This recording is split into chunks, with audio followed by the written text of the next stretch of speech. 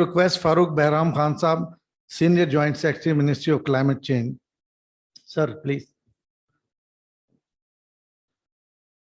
I would request Shabnam Baloch Sahaba, Country Doctor, IRC.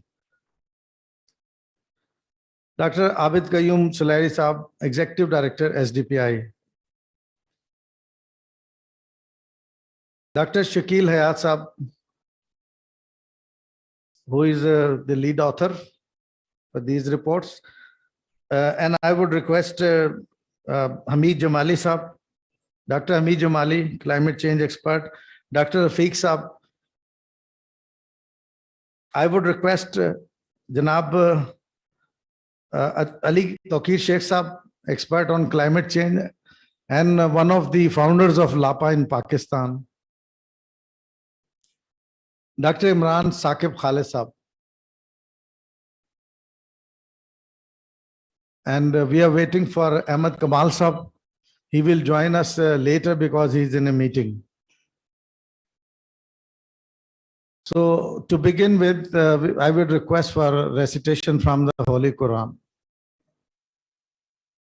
Bismillahir Rahmanir Rahim. Inna a'tainaka al-kawthar fasalli li rabbika wanhar. Inna shani'aka huwal abtar.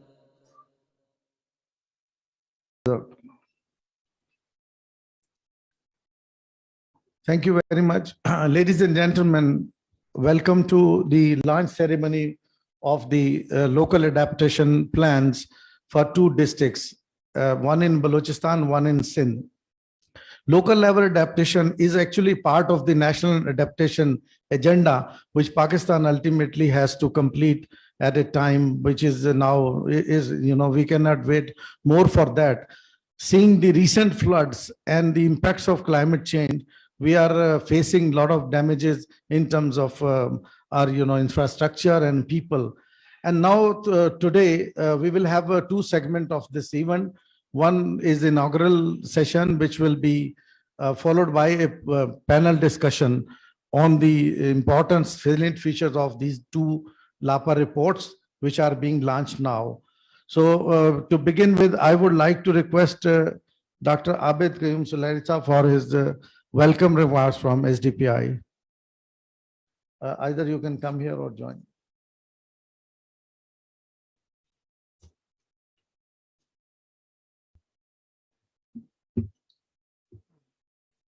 If I can request the students and the guests who are just arriving, please take your seats. We can formally start. Thank you.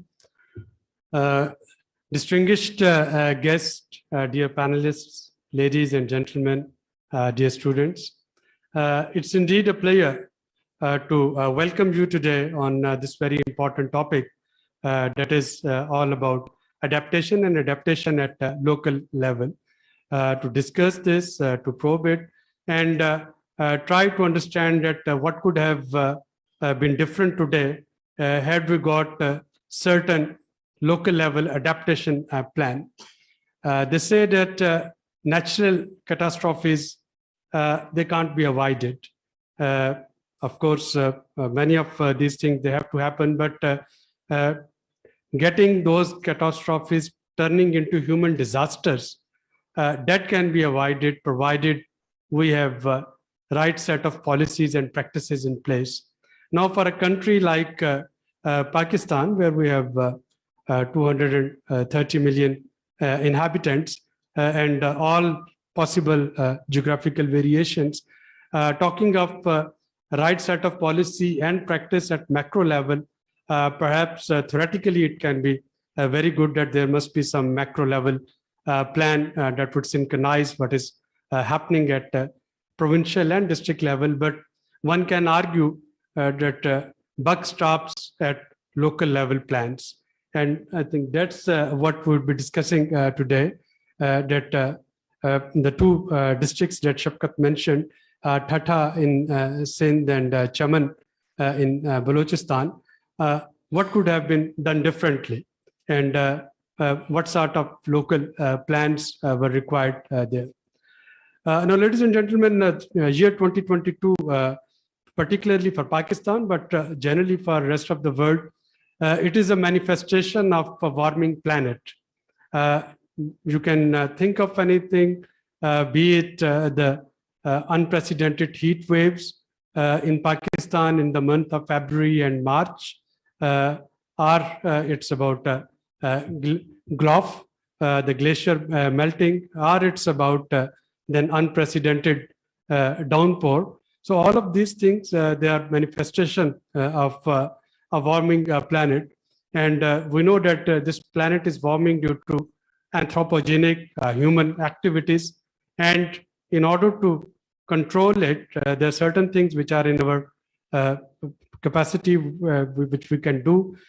We keep on saying rightly that Pakistan is one of the least emitter of carbon dioxide emission. But then we know that this planet would continue to warm up because of the emissions for which we are not responsible. So we cannot, of course, keep idle and just wait for all these natural calamities turning into catastrophes and human disasters. We have to have our local level adaptation plan. Now, in local level adaptation plan, what can be done from this adaptation point of view?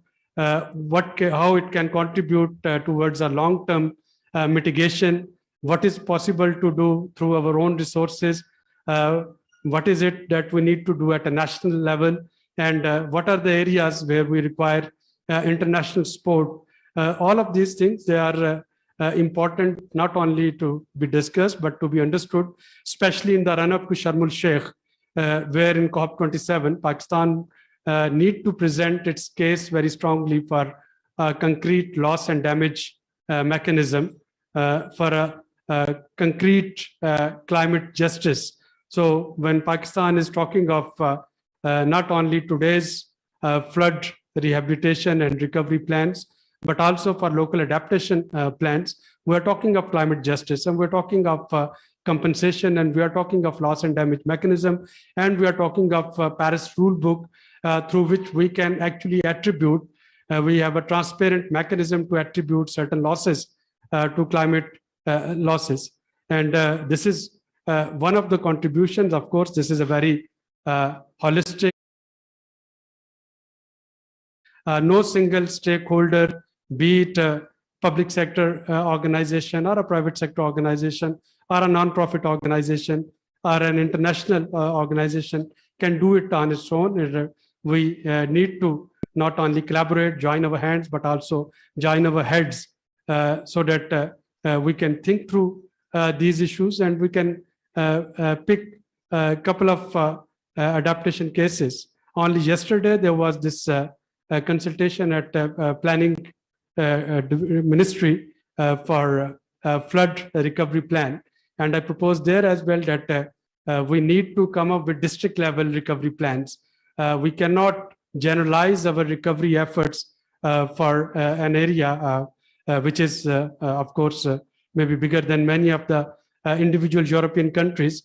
So we need to think what needs to be done in Badin, what needs to be done in Thatta, what needs to be done in Jamali, in Chaman, and through these local level plans, recovery plans, then we can see that what is it that would go in for mitigation, and what is it which would save these districts for the such future catastrophes. And if we are prepared for them, of course, we will be in a better condition, not only to harness the fullest potential of this country, but also to be able to be a role model for the other international community, that how preparedness can save lives, save livelihoods.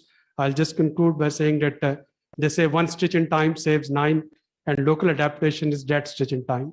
I would express my fondest gratitude and thanks to Shabnam Zahid and the team of IRC for collaborating with SDPI, for asking us to disseminate and do an advocacy on this very well-researched study that their colleagues would be presenting, and we'll be more than happy to take this work forward. Thank you very much.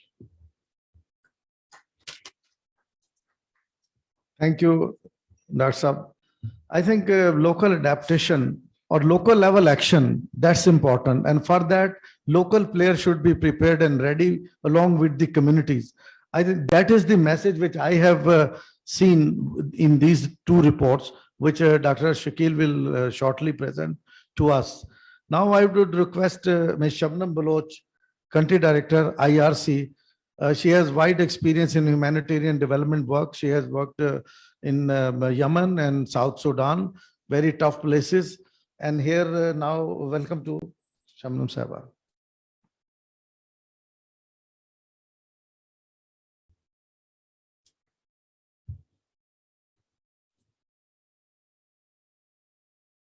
Thank you, Shafqat. Thank you, Suleri sir. Thank you, everyone. First of all, good morning, everyone, ladies and gentlemen, distinguished guests. I welcome you all on behalf of International Rescue Committee. Unfortunately, we are living our worst nightmare of the decade, I would say last 3 decades. 1 in 7 Pakistanis is impacted by these catastrophic floods. Many districts are still inundated. Disease are spreading, and economic loss estimation keeps on rising. Speaking cautiously, this calamity has pushed us at least 25 years back in the history. There was a plethora of challenges for us even before these floods, be it education or health. There's a lot that needs to be done. And we were inching ahead in the right direction. In fact, COVID-19 pandemic was a massive setback in terms of economy, education, health, as well as other societal issues. And now these monster floods, just a year after. However, that's not just these floods. We are sitting on the brink of many other climatic calamities.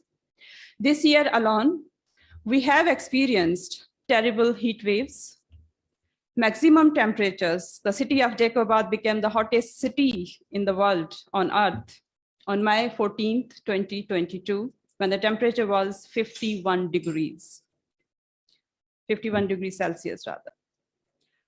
Sindh faced moderate to severe drought conditions in 8 districts, while Balochistan faced the same in 18 districts. We at the International Rescue Committee have been monitoring the situation. We also responded to heat wave and drought emergency in Cholistan, the 2nd largest desert in the country. We also realized that these events are just tip of the iceberg. According to German's Global Climate Risk Index, Pakistan is one of the most vulnerable nations to climate change. It is therefore the need of the hour to proactively, rather hyper-proactively, indulge in corrective measures.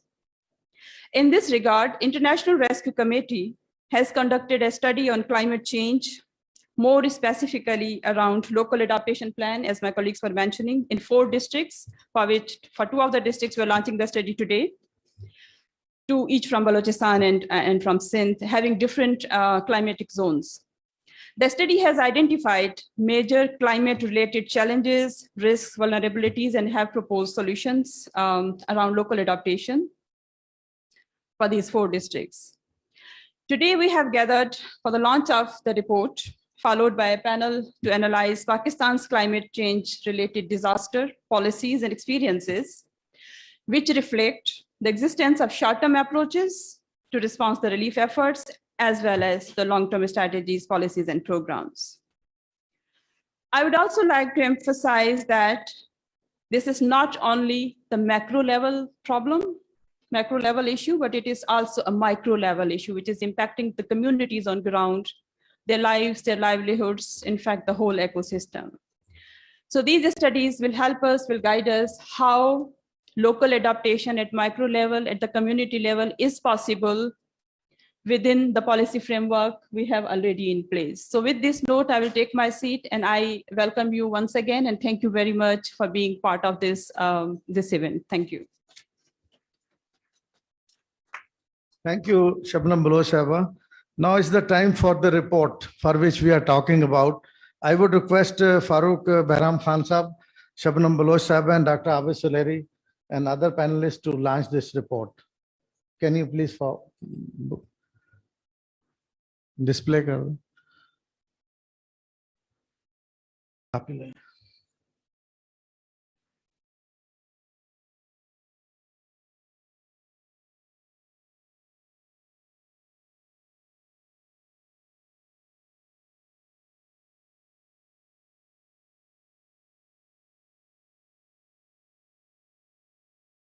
The soft copy of the report is available in a USB in your bag. So since we talk about climate change, so we have not published for everyone. This is in the soft. So you can read it, and then you can give your comments to the authors as well. Now I will not stand between the authors and the audience. Let me request Dr. Shakeel Hayat to give salient feature of the report, introduce the report before the panel, please. Presentation. That's up to you.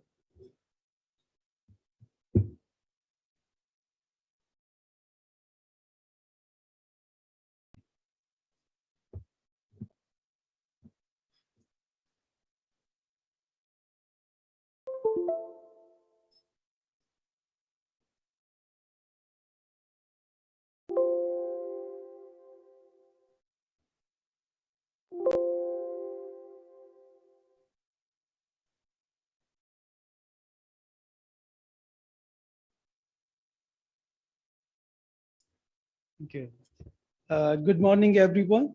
Honorable guest, ladies and gentlemen. It's a great pleasure to be here and present you this local adaptation plan of action report.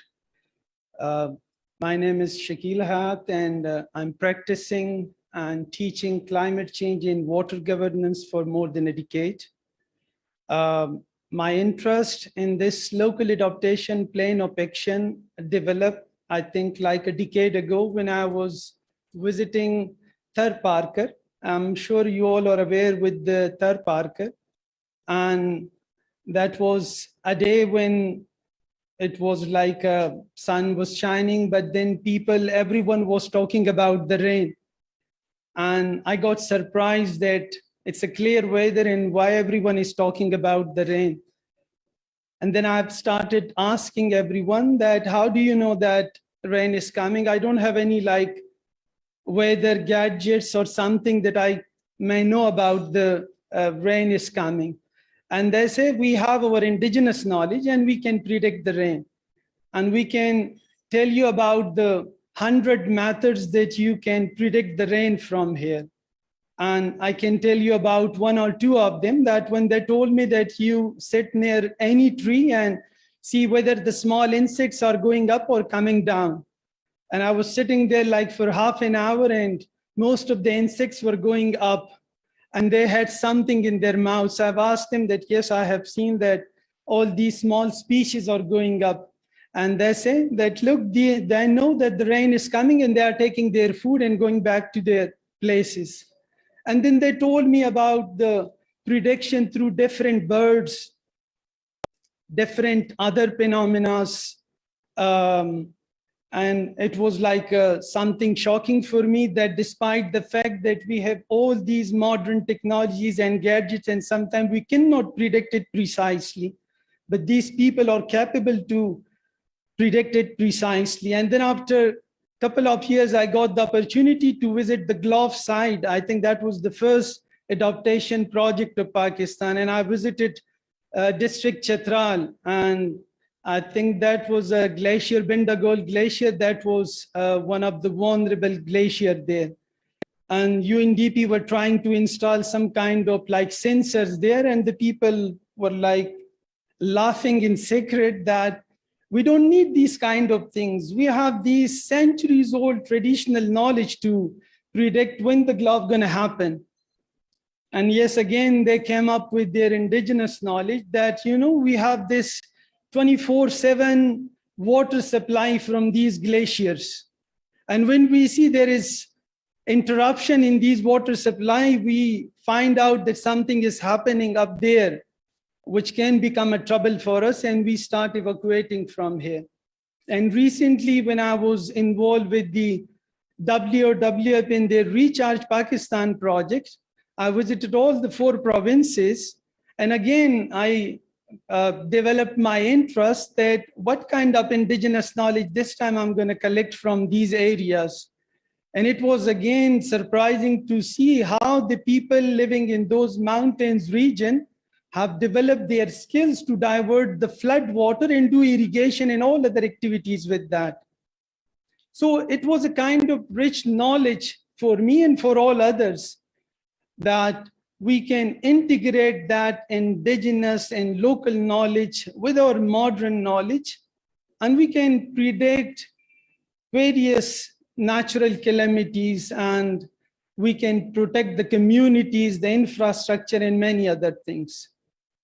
So it was actually the initiative that a couple of years ago that I've started developing, that I should work more on these local adaptation plan of action, because somehow the national adaptation plan of action somehow failed because it's not including the local indigenous knowledge, and it has a kind of top-bottom approach.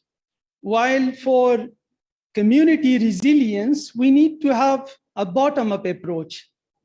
And then we integrate all these local adaptation plan of action, and we develop the national adaptation program of a country.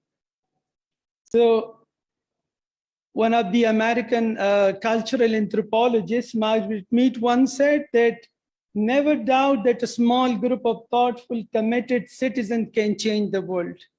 Yes, they have the capacity, they can change the world, and that's a fact, and we all should be relying on these kind of communities, that how they develop their resilience for thousands of years.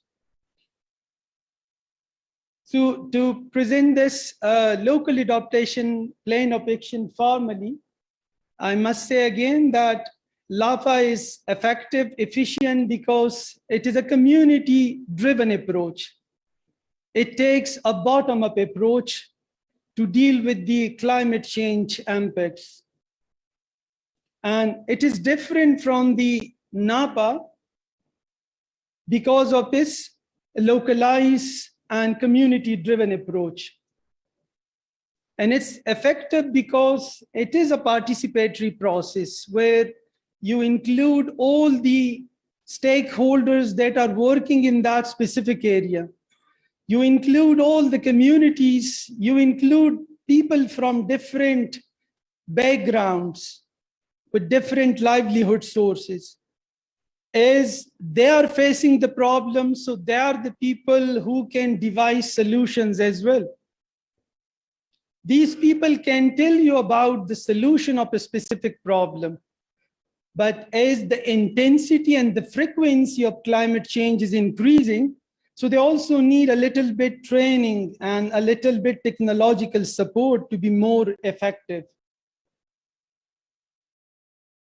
So the overarching objective of developing Lapa is all about integrating the local climate change solutions, the suggestions into the national level planning, and to create a situation that can pave way towards climate resilient development.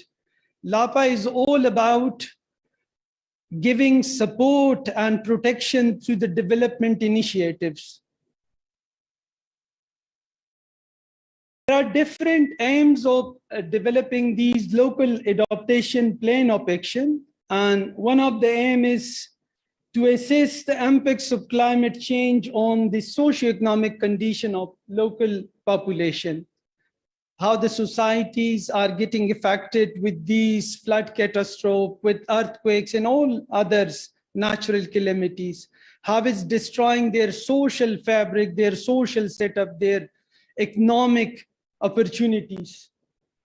And of course, as I said in the beginning, that it's also collection of the indigenous knowledge and then integrating them into these local plans and then integrating the local plans into the national level planning. And it's also, Lapa also identify the governance issues that we are facing. Lapa can only be effective if we also target the governance there. Or we all know that we don't have much like technological problem, but mostly we are facing the governance related issues. And then based on this, to devise policy recommendation in consultation with relevant stakeholders for short, medium, and long term.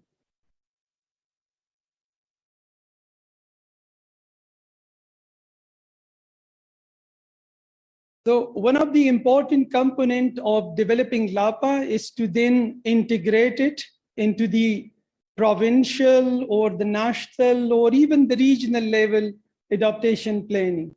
It aims to make adaptation planning a bottom-up, inclusive, responsive, and flexible process. And it shouldn't be inclusive in that sense that we just take the gender on board. It should be about the three different components of inclusion. We should focus on the social inclusiveness, the ecological inclusiveness, and the relational inclusiveness as well. Lapa provides an opportunity for undertaking developmental activities that are climate resilient with strong co-benefits. It should come up with the different co-benefits. For example, low carbon development, for example, moving away from the non-renewable towards renewable. And it should also bring the co-benefits for poverty alleviation as well. And it supports the integration of locally developed climate adaptation plan into public, private, and other civic planning processes. But again, as I said in the beginning, that again, for achieving all these objectives of Lapa, we have the governance challenges as well, and we should take that into consideration as well.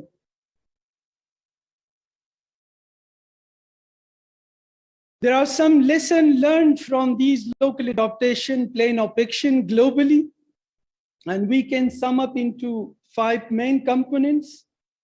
The first one is Lapa is not sufficient and Napa is not sufficient. We need both.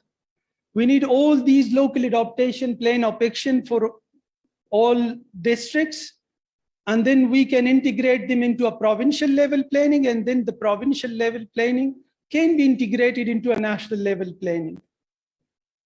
And it's recognizing that local climate responses may contribute to improved governance as well as I said, Lapa should come up with some co-benefits as well. And exploring opportunities for integrated planning and adaptation at local level. Investing in Lapa is essential. We have developed the Lapa, but now it's the government responsibility to buy it and to invest it for that specific district. Then we would be able to achieve the main objectives of these Lapa. And the district administration, the provincial government should regularly monitor the progress over Lapa. Thank you very much.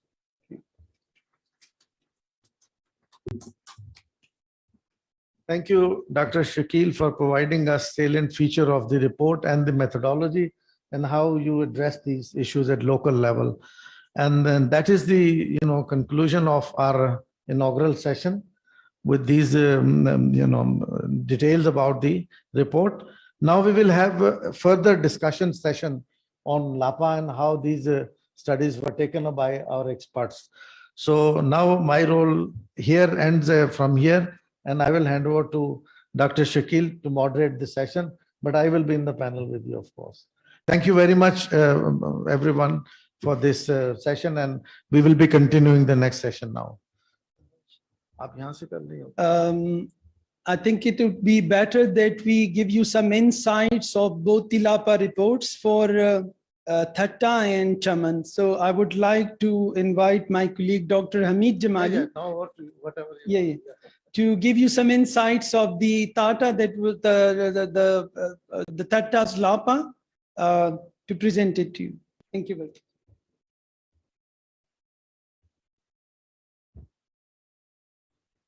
There will be a PPT on Tatta Lapa. Yeah. Thank you very much to the organizers, SDPI, IRC, and the other colleagues. And thank you very much for being here. I think it's a very, very important document or process that we are here to share with you.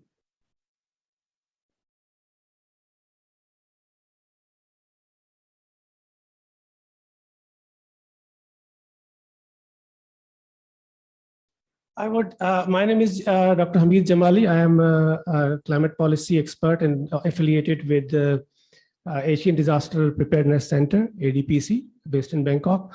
Also with the Center for Water Informatics and Climate Resilience, based at IIM Sciences, Peshawar.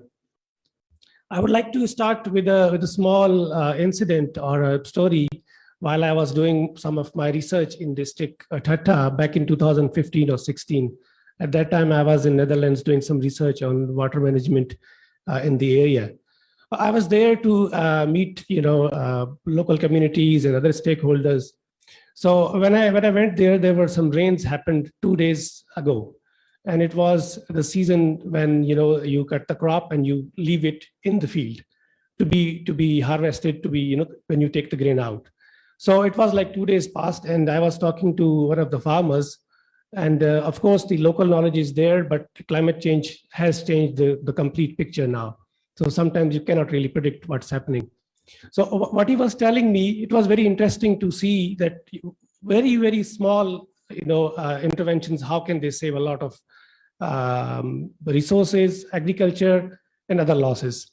So the farmer was telling me that if we had known that rains are coming 2 days in advance, and if we had that warning by agriculture extension, and we had saved our crops, like 30 to 40% crops was ready to be harvested, lying in the field, was destroyed. And that same happened in my area, district Jafarabad, where I belong. And a small intervention like 2 feet raising of the area in a small corner of the field, where when you have your crop harvested, and then you put it there, because you never know when rains come.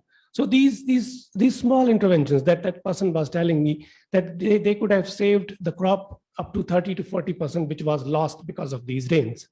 So these that's why the LAPAs are so important, that these small interventions, although the policy framework at the national level, the institutional arrangements, the other things are very, very important. I'll come to that here. But these small interventions, they do count, and they are very important for local livelihoods. And if you can imagine that, multiply that to the whole country, you have seen this in the devastation of the floods.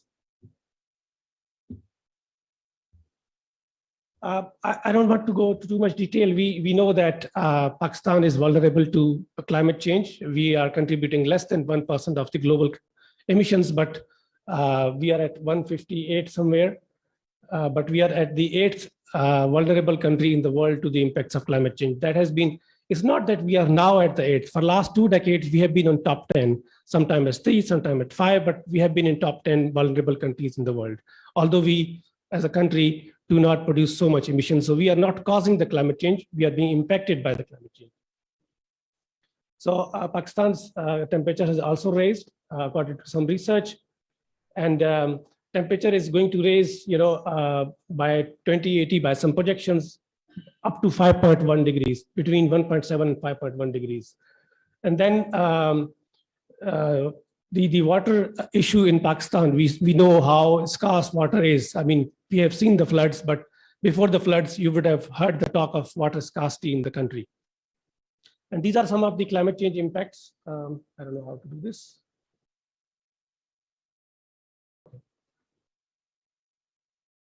So these are some of the climate change impacts on the right side that you can see. There is a variation in precipitation and monsoon patterns that we have seen just now, how devastating these floods have been. extreme weather events, the glacier melting, food insecurity, energy insecurity, health risks, and sea level rise and sea intrusion. That we will talk about that in Thatta's Lapa. So this is where we stand in terms of the emissions. It's 158, but we stand on number 8, number 5, sometimes number 3 in terms of climate vulnerability. So why do we need Lapa or local adaptation plans? Because there are two kinds of adaptations or reactions to any incident. One is reactionary, one is anticipatory. Anticipatory means planned reaction. So the approach usually that we have seen during all the events that are occurring in Pakistan has been mostly towards reactionary. We are very generous people. We provide relief to people. People of Pakistan are very generous in this sense, and relief activities have been going quite well. But the anticipation of that, the preparation, the preparedness, that is where the most work is needed. So anticipatory or a planned adaptation, I gave you the example that when I was doing my field work, a small intervention, a weather alert 2 days before or 3 days before, what is happening by the agriculture extension to the farmers through many means. There are teachers, there are irrigation workers, there are phones, you name it. There are so many ways of communicating. So that small warning with a small intervention could have saved 30 to 40% of the crop of the entire district. So that is how important anticipatory adaptation is.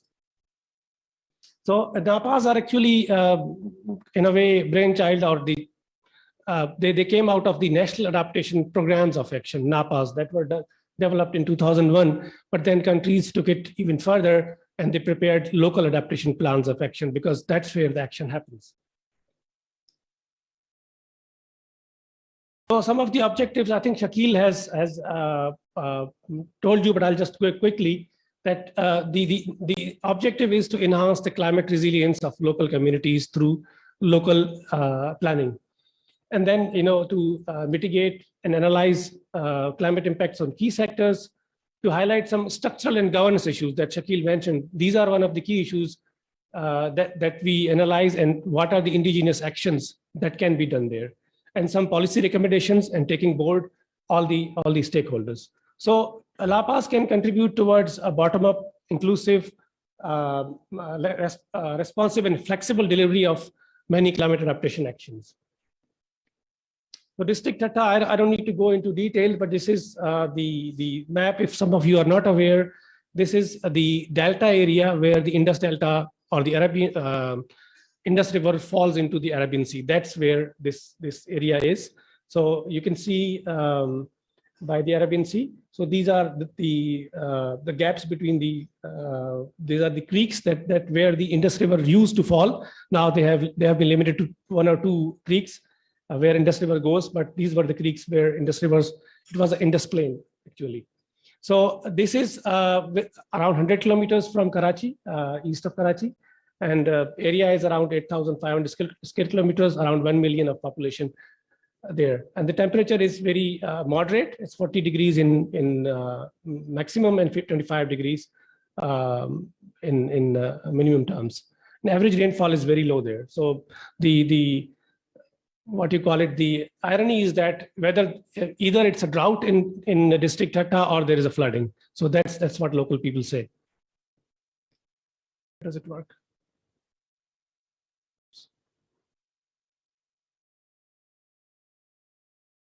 Sorry.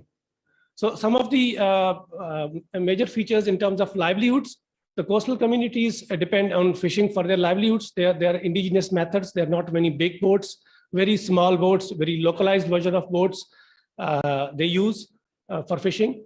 And then in terms of agriculture, it's a rice growing area. There is sugarcane, there is banana production, there is cotton, and there are some also some vegetables as well.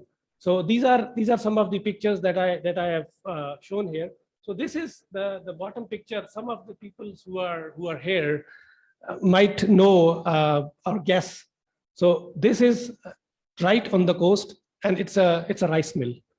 it is the, the remainings of a rice mill. So you can imagine what was being produced there.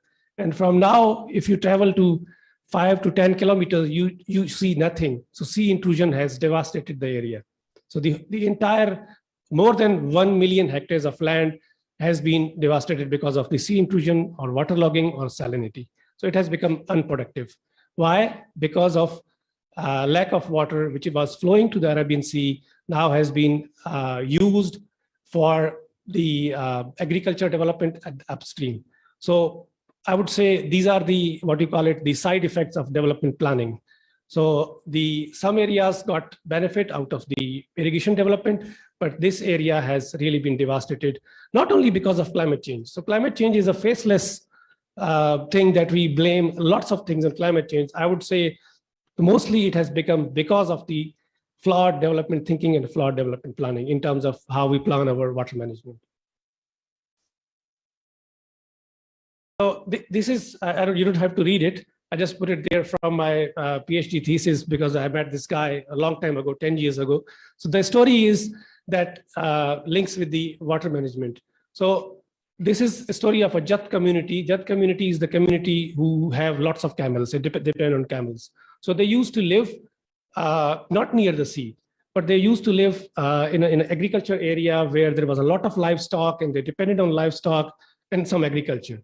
So this is a story that he was telling me that, a long time ago, maybe like 50 or 60 years ago, especially after the construction of Kotri Barrage. So the water became very less in that area, and they had to move out of agriculture to go into the fishing. So that is how the story goes. So they moved from the livestock and agriculture as a livelihood and moved to the coastal area because there was no water available, because the lands were, the livelihood was not sustainable there. So they went there and they started catching fish there. And this has happened not to one person, but many people. So the intensity or the pressures on fishing increased. And there were lots of, local community, we say harmony, but there were lots of conflicts between Jat community and Dabla and other communities which were localized there because of the camels coming there, because of the mangroves grazing by camels. So there were some issues, so localized kind of issues there. So they had to really change the entire kind of community had to move out from one area and depend on fisheries. So it was not because of climate change. So that's the story what I'm telling you. It was the development planning that happened to benefit certain groups of people at the loss of other people. So that's how development goes. There are winners, there are losers. So we have to not only see at the one bright picture that there are winners of this development, but there are also losers. So when there is agriculture or irrigation development at the upstreams, there are losers at the downstreams. This is the methodology. I think Shakeel has mentioned this, but it consists of 5 steps: identification of climate-induced challenges through discussions with the local people and other stakeholders, government departments, NGOs, and many other stakeholders. Then who are the stakeholders? That is also one of the process analysis of what stakeholders is important for what. And then one of identification of the solutions of the identified issues and their action planning, how they can be put into practice. And then how they can be integrated into the planning process. That's the first one. And then there should be a framework for review and progress assessment. Once the document there, the guidance is there, how this would be periodically, because of the changing circumstances, this is not a permanent document. It has to be reviewed after 5 years at least. So data collection was done by primary and secondary sources through interviews and talks with the relevant stakeholders. So you can see these are actually the houses that are in the creeks. So this is not, you can see that this is within the sea, but this is how people live. And you can see the local adaptation methods. You can see the raised houses there. So the water goes, under these houses. So these are in KT Bandar area. If some of you know this area, this is KT Bandar. So the climate vulnerabilities that include there in the district is floods, cyclones, droughts, sea intrusion, deforestation of mangroves, as I mentioned, waterlogging and salinity. So these are some of the key issues.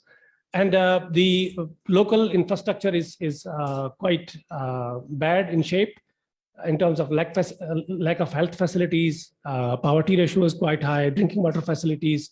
So these are not linked to climate change. So that's what I'm trying to say. The climate change is one aspect which contributes or worsens the situation. So people are already vulnerable, but climate change adds misery to that.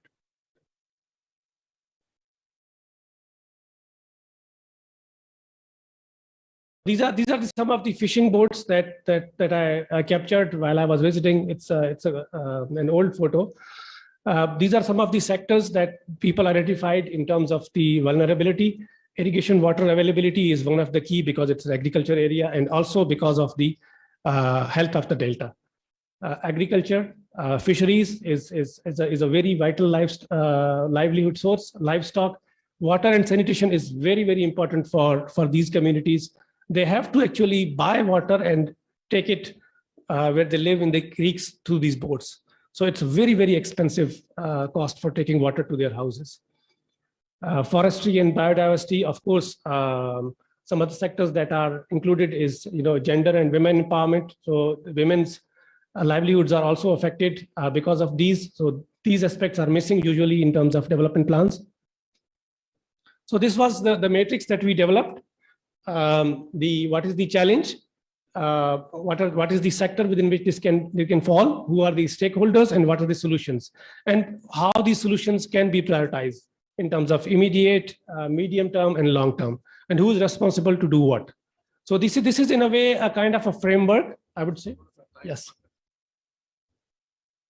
So this is one of the implementation frameworks. So I'll not go into details. So all the departments are there, and also women groups, farmers, some other people from the private sector that could be nominated. This is a proposition, so we have to finalize it with the district government. So this was the process, how this can be integrated into the planning processes. So I think we will have questions on that in the discussion. I was told that I should finish it.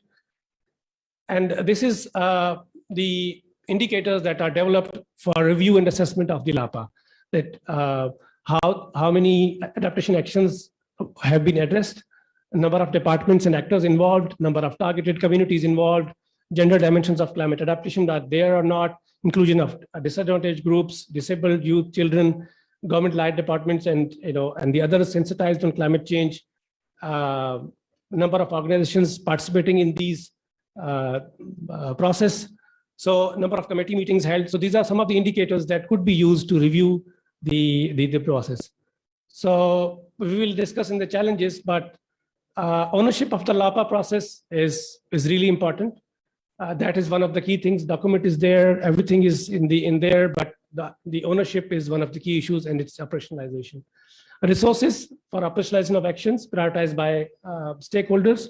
So they are political in nature, frankly speaking. Whatever we propose, it's development is political, has been political, and will be political. So that has to be addressed. Engaging other people in there, and upscaling of successful interventions and results. And I'll talk about that in the talk. Yes, thank you very much.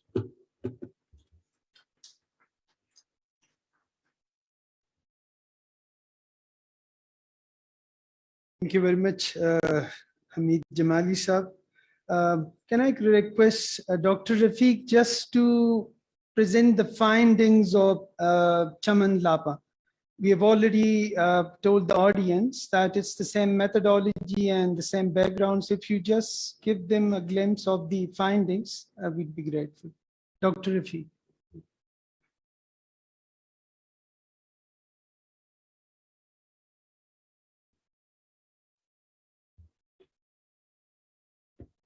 Good afternoon, ladies and gentlemen. There's a PowerPoint. So my colleagues, they have set the stage, so I don't have to actually say something about the climate change. We all know the adaptation, and we all know what is Lapa. So this is Chaman, the bordering district with Afghanistan. You can see the first checkpost there, the yellow house, which was told to us. is the border area, the spin Baloch area. So just to give you the feel what Chaman is actually, I'm sure you have been to, but I'm also sure you have not been to. So just showing you the picture. So it's mostly the mountainous area, but it's the like semi-desert kind of area. The climatic conditions are that most of the rain is in the Feb, and the August is the driest area. I'm trying to hurry things. Been told that we are short of time, so mostly it's out of the monsoon zone. Like this kind of rain, which the Chaman and the adjacent areas they have received. This is after 1902. If you just review the literature, a 70-year-old guy told us that he's never seen such kind of floods and rain in his 70 years, like that from the time he remembers. So this was unprecedented kind of rain. So these are some statistics about the climatic conditions in the Chaman. It's available, by the way, with you in the USB and in the policy brief area. The problem in the Chaman area is it has been facing continuous droughts.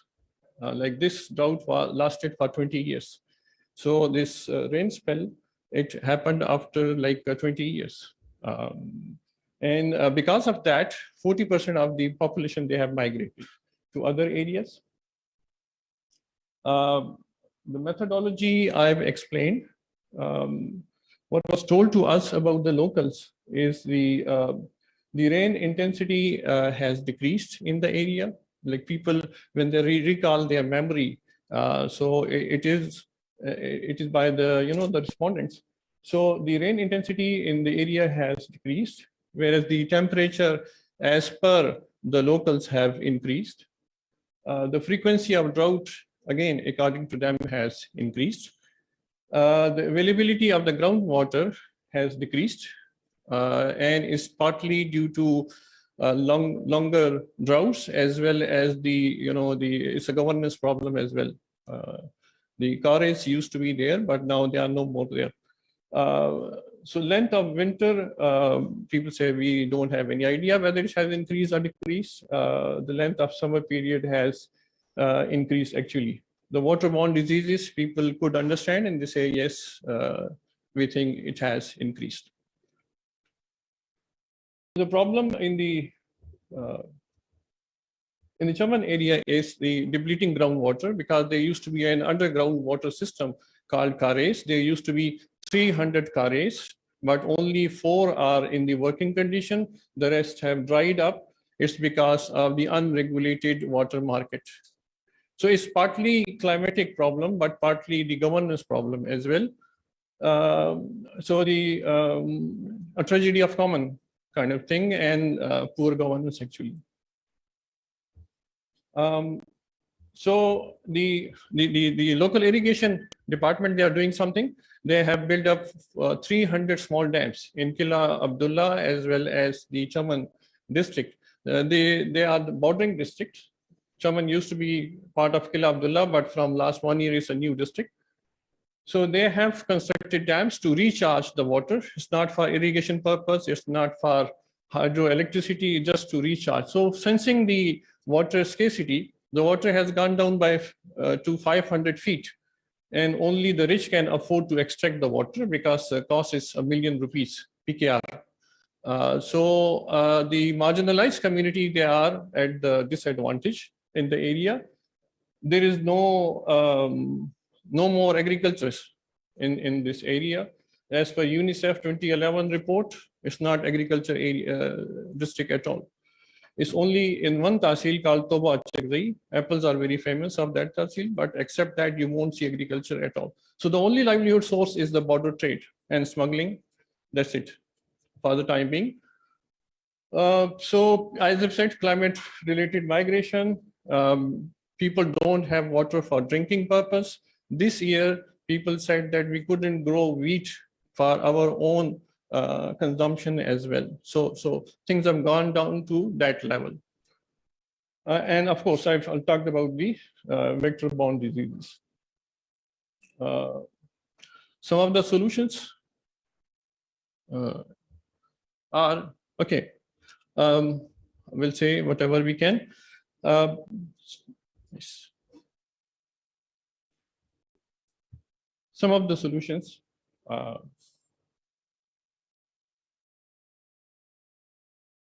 the, of course, there are several, so we sat with the people, we said, okay, tell us, what do you want? We sat with the department, with the irrigation department, with the PDMA, with the DC office, with the environment secretary, environment, with the director, EPA, and we just jotted down the ideas and we say, these are the prioritized interventions, through the process. So multi-hazard vulnerability risk assessment is required, as in what area and in what kind of vulnerability. Like the things we did isn't sufficient, so there has to be MHVRA. The ICE material needs to be developed for the local awareness raising, as how people can help themselves actually to, and also the strengthening the CSOs etc. in the areas for that purpose. So climate change related awareness, improve coordination amongst the government department is very much important. I see that the climate change problem is somehow the lack of, it's also because of the lack of coordination between the government departments. There are many overlapping departments, many, the irrigation department, the WASA, for example, the WASH, the TMA, let's suppose, so there has to be some coordination, for effective implementation. So documenting indigenous practices, as Shakeel talked about, Hameed has said. Similarly, the introduction of drought-resistant crops, varieties. These are not the schemes. These are the themes that emerge actually. There has to be some certain projects, and those are to be by the departments, feasibilities, etc., etc. So these are the thematic, what you can say, intervention proposed by the locals actually. Public-private partnership, very important for investment to fight the climate change. The farmers' education is required, whatever farming is left there. Cooperation mechanism to be developed amongst the different forums which are there. Efficiency of water distribution is very important.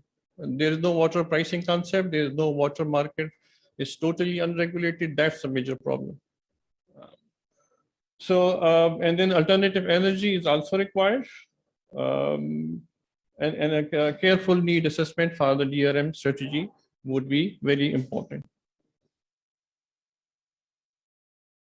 People like the idea of this dam construction, but then again, it's political.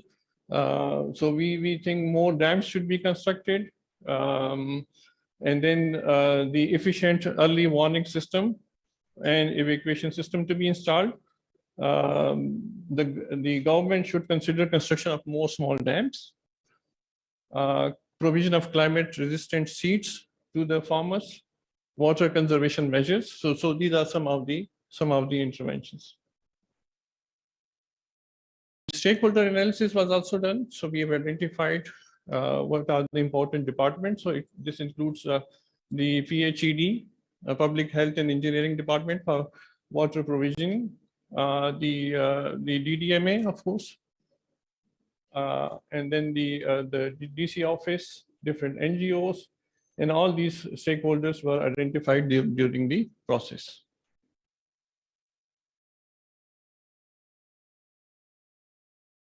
The implementation mechanism has been proposed, the ownership, and then how to take it forward.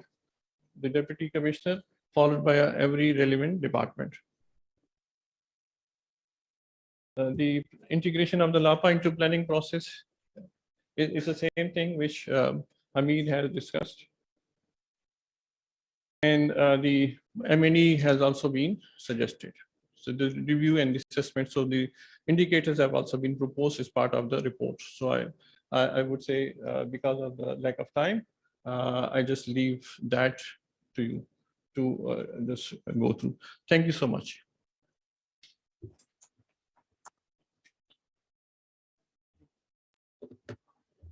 Thank you very much, Dr. Rafiq. Now we are moving towards the last section of this workshop, which is panel discussion. I'm sure you all have also questions for panel members and for the report writers. Before you start asking question, I would like to ask some ice-breaking question, and then you can further build on that. So for panel discussion, we have Dr. Ahmed. Sorry. I think it would be better I give them an opportunity that they introduce themselves, because I have a long profile for them. And if I start reading it, it's going to take a lot of time. So I'll start from here. Yes, you can introduce yourself. Ji, Assalamu alaikum. My name is Imran Khalid. I work with WWF Pakistan. Thank you. Hameed Jamali ji. I work with ADPC. Tauqeer Sheikh. I work with World Bank. Assalamu alaikum. Working as Chief Engineering Advisor to the Government and Chairman Federal Flood Commission. Ahmed Kamal. Mohammad Farooq, Senior Joint Secretary, Ministry of Climate Change. Shafqat Munir from SDPI. Thank you very much, respected panelists.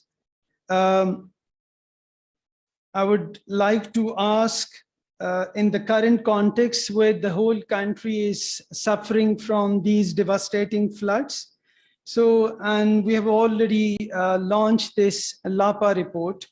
Based on this, I would like to ask my panel that, for example, if we had Lapas for Thatta and Chaman, how it could help in mitigating the impacts of recent floods. So we can start from Dr. Saqib. You can give your insights on this.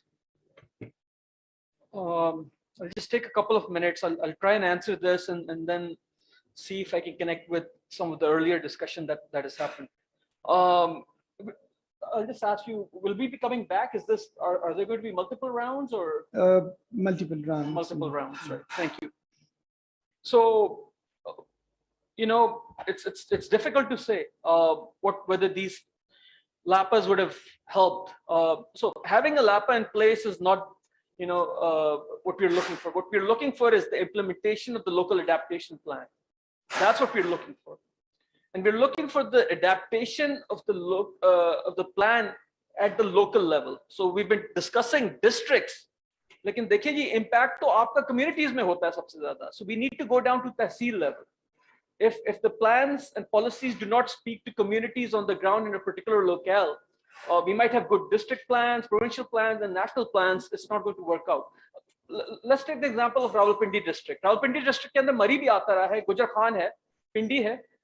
It's how do you plan for that? So you really need to go down to the community level. And once you've done that, we can really start to see whether, you know, how are we going to implement it. And then obviously aapne baat ki, you know, involving communities, that's a must, but then integrating it with governmental plans. Is for Pakistan mein local government plans, local government structure hai hi nahi. So you need a local government structure. Do not leave it to a DCO. A district commissioner is going to be there for 3 years, he's going to leave. Where's the accountability? The accountability needs to be built into the process, and that's going to start and end at the community, at the local government level. And unless we do that, we won't be able to get anywhere. So I'll just stop here and see what other colleagues have to say. Thank you. Dr. Jamali. I tend to agree with you that these are just plans of action. So when plans means these are supposed to guide something, some action on the ground. So I do agree that having this document is necessary, but it's not sufficient. And I will give you the example of local governments somewhere else. They call it direct democracy in Switzerland, where I have been doing my research and did my PhD from there. So I did not have to go to capital for anything, or the provincial capital. It was all done at the local level, at the county level, you would say. So starting from your health, education, even your visa processes, schools, lots of other things, they would happen at the local level within your city. So I agree with Dr. Saab that district is still a big administrative unit, But we need to draw some boundaries and have some plans at the district level, because the government structure, the administrative structure, it is based at the district level. So the DDMAs are there, district disaster management authorities are there. How functional they are, that's another story. But I would say that the challenge that comes in is when we say the LAPAs are flexible and inclusive, the government structures are not flexible and they are not inclusive, sorry to say. So there comes the challenge that the LAPAs or the actions that are there are multi-sectoral. But the districts and the departments, they have their own mandate, they have their own budget, they have their own accountability kind of a system, horizontal and vertical both. So the challenge for me, coming to your question, is that LAPAs are good, they are necessary, but they are not sufficient in terms of operationalization. Then the other part, that funding, where the funding comes, how it will be executed, that's another story. I would leave it to others. Sheikh Saab, what's your take on this? Sir, you will not like my answers. It's not fair to ask us the questions. Yeah. We read your paper, we came here to comment on that. Yeah. I think under discussion is what you did, yeah, and your team did. We'll be very happy to share our views. All right, sir. But I think the main purpose here was for us to comment on what is in front of us. Okay. Now, since you have asked this question, yeah, I want to give you a two-fold answer. The timing is very good in the sense that after these floods, the entire country and the world is trying to draw some lessons. And my three lessons are that: one, do not interfere with the flow of waters, river bodies, whatever. There should not be any construction in those areas. And we need to phase out of that. Second is that the construction standards need to be revisited, revised, and made climate smart. Wherever the structures were reinforced better, we didn't have the loss. And the third is that climate vulnerability is at the heart a local issue. And any national or provincial policy is bound to fail. Therefore, there is need to be local government institutions. Now, all these three things can be initiated now before the next monsoon. In other words, what I'm saying is that immediate relief that we are struggling with now, and humanitarian assistance of helping people go back, and the development of having a better development structure along the lines that I just stressed, can be initiated now.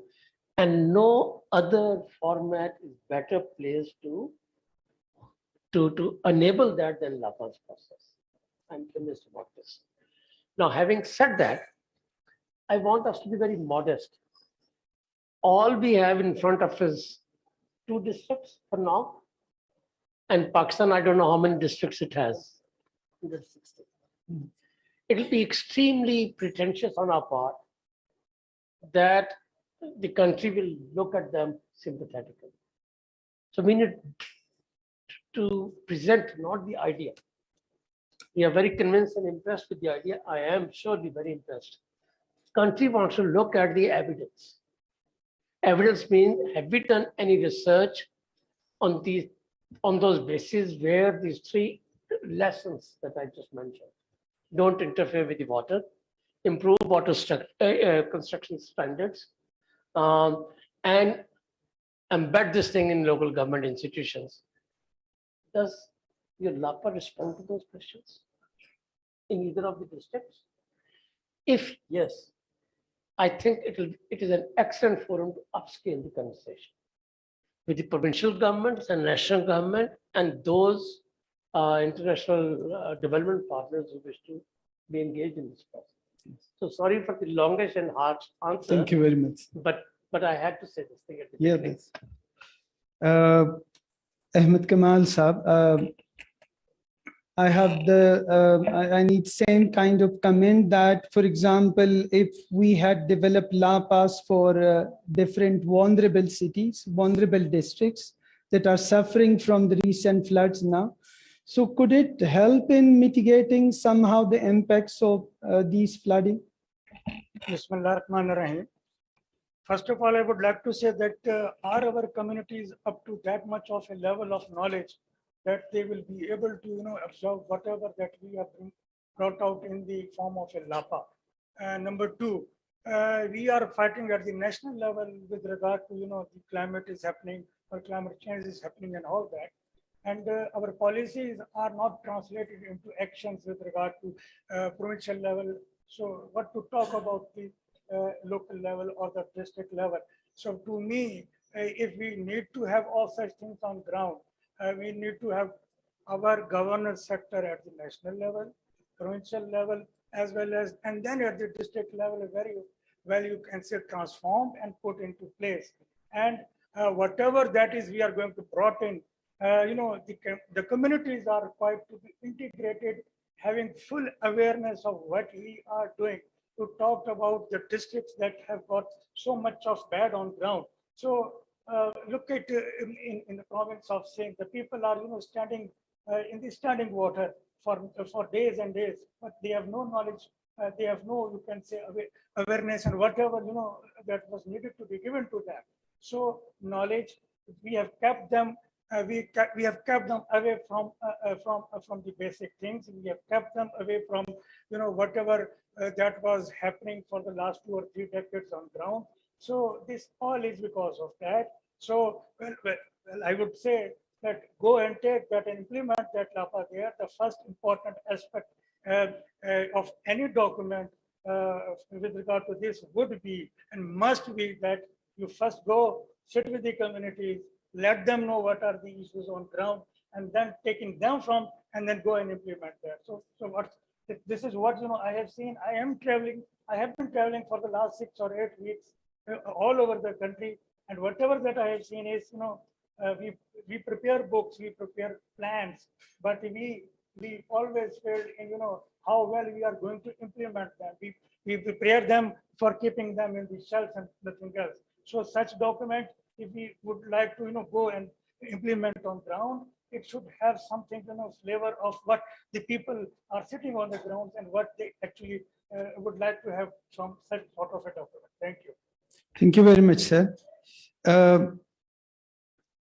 My next question from the panel, indeed I want to learn, is Sheikh Saab said he has already developed various LAPAs for various districts when he was leading the lead organization. How we can make this LAPA a part of the regular planning process? What kind of initiatives the government, provincial governments or the federal government should take to make it a regular planning process? Sheikh Saab, if you can comment on this.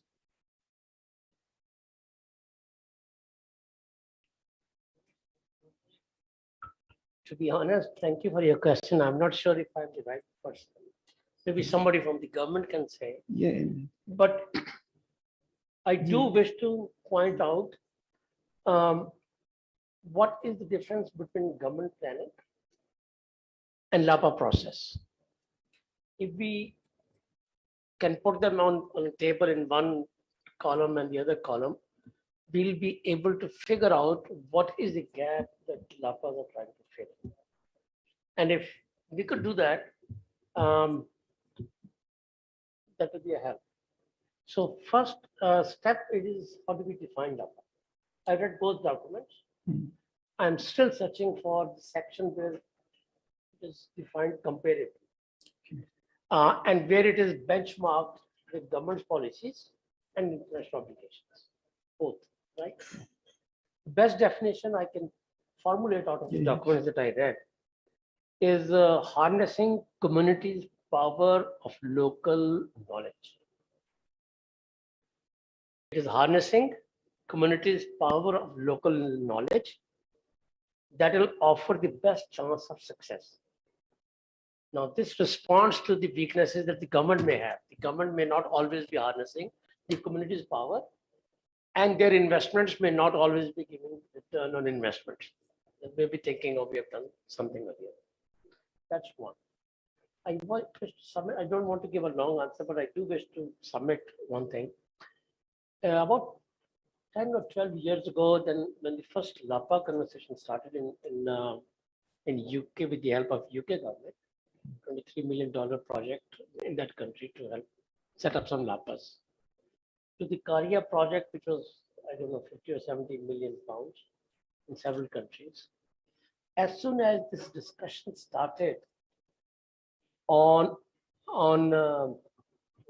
adaptation, we found that adaptation is an imprecise term. It cannot be measured compared to resilience. But we continue to use adaptation because it's part of the UNFCCC convention, adaptation and mitigation. And when the convention was written, no co-benefits were envisioned. We didn't know that if we do something on mitigation, there'll be adaptation benefits. So the new term that became more measurable was resilience. So the conversations regarding, or the investments regarding adaptation started to go down, and resilience became more appropriate. So if Pakistan government was to set up a $500-700 million project for TCF for adaptation fund or somebody else, or President Biden government says here is my $2.9 billion for Pakistan's support, they will say adaptation we cannot measure. I need a yardstick, and that will be resilience that can be operationalized in terms of rate of return. The reason I'm saying this, sir, when you engage communities, the process becomes very slow. You cannot spend big sums, but you have better chances of success. When we invest on infrastructure, it becomes maladaptation. Oftentimes, it does not resolve our adaptation needs. It becomes a infrastructure of maladaptation. So my submission in response to your question, and with all modesty, is that we need to go back to our multiple needs of spending large sums, reaching out to people urgently, having a long-term solution with some immediate benefits. These are new tick box things that a Lapa process we need to have. Thank you very much. I think Honorable Joint Secretary Farooq Saib wanted to comment on this. Dr. Saab, I need time. If you have time, because I'm from the government side, I have to give you what the government is doing. We have.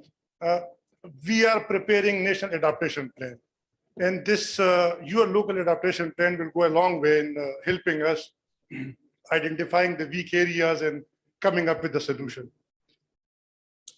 You know, this adaptation is, we want to enhance the capacities of the communities, the coping capacities of the community to this impacts of the climate change. So we need to work on that. And if we want to work on that, we need to have a national level plan.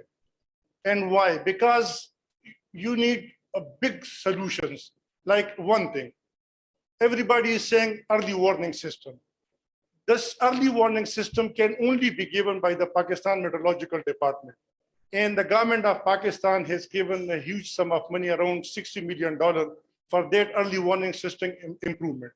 If that early warning system is improved, and if the tools of communication with the people is improved, we can say that we can save life, property of the local communities. So this is not something to be done at the local level. The planning of this huge project is always done at the national level. Similarly, we have the flood protection plan. We might have observation and on this flood protection plan, like Ali Tauqeer have said, we do not need huge structure. Yes, but then we have a very good flood protection plan. We can change it. We can bring in climate resilience and all these aspects into it. But this can't be done at the local level. And I was going through this document.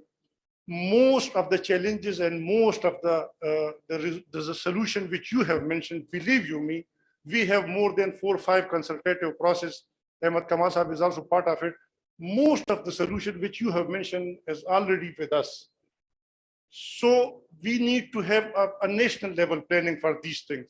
We have already prioritized sector. These are 8 sectors: forestry, health, water, agriculture, land use, urban settlement, energy. And we are working on these 8 sectors.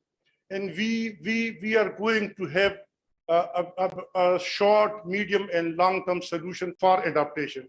We have to have regulatory mechanism for this adaptation. And we need to have institution for these adaptation. And this can only be done at the national level, then it will flow to the provinces, to the district, to the tahsil, to the communities.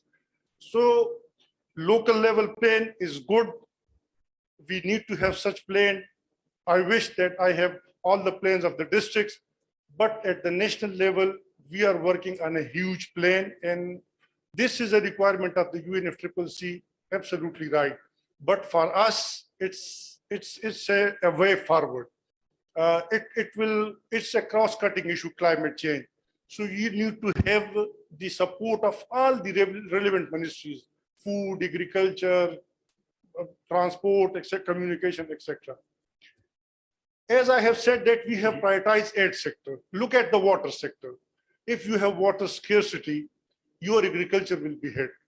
When your agriculture is hit, it means that you have no food security in your system. If you don't have the food security, the people from the rural area will be migrating to the cities. The climate migration will take place. Then we have all sort of issues at the cities level, be that water availability, be that transport, be that you name anything, waste, etc., etc. So these are all interconnected issues. And yes, as you have said, we have governance issues, but we need to have a paradigm shift now. This climate impacts, they are recurring. This climate change is here to stay. And believe you me, this is not a new normal. We have to have a national level planning. We have governance issue. We have institutional issue. We have problem in the legal structure, but we have to do this. And perhaps the government is doing it, because the seriousness which I have seen at the government level, believe you me, I have never seen in my 27 years of this civil service. So we are working on it, and it's a good that you have done this local planning. I wish that all the districts are covered. Thank you. Thank you very much, sir. Now I would like to ask the participants if they have any questions for the experts. We have the experts, we should learn from them. So it's an opportunity for you to ask any question or guidance from them. इधर mic लेके इनके पास आ जाएं जो हमारे question पूछने वाले।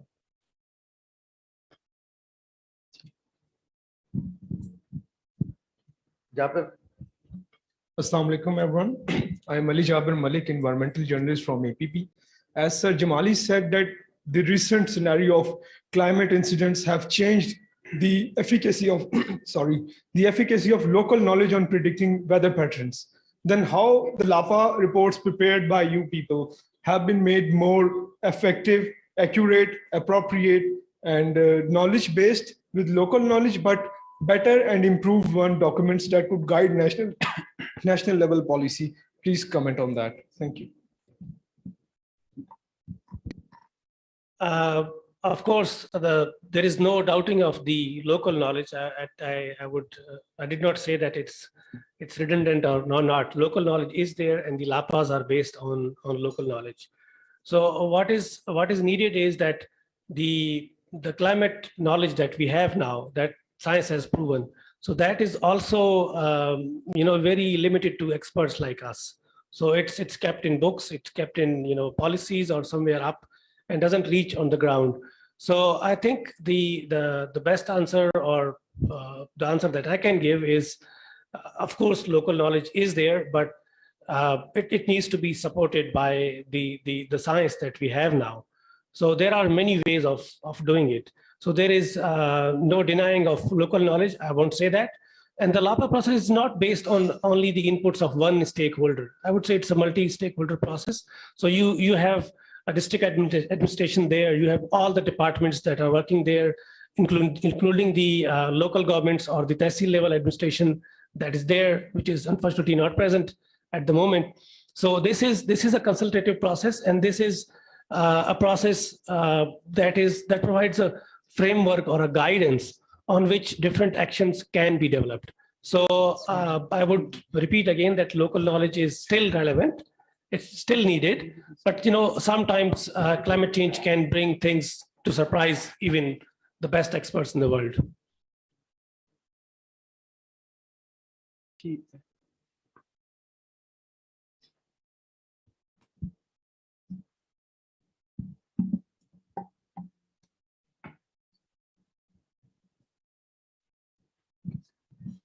Assalamu alaikum, sir.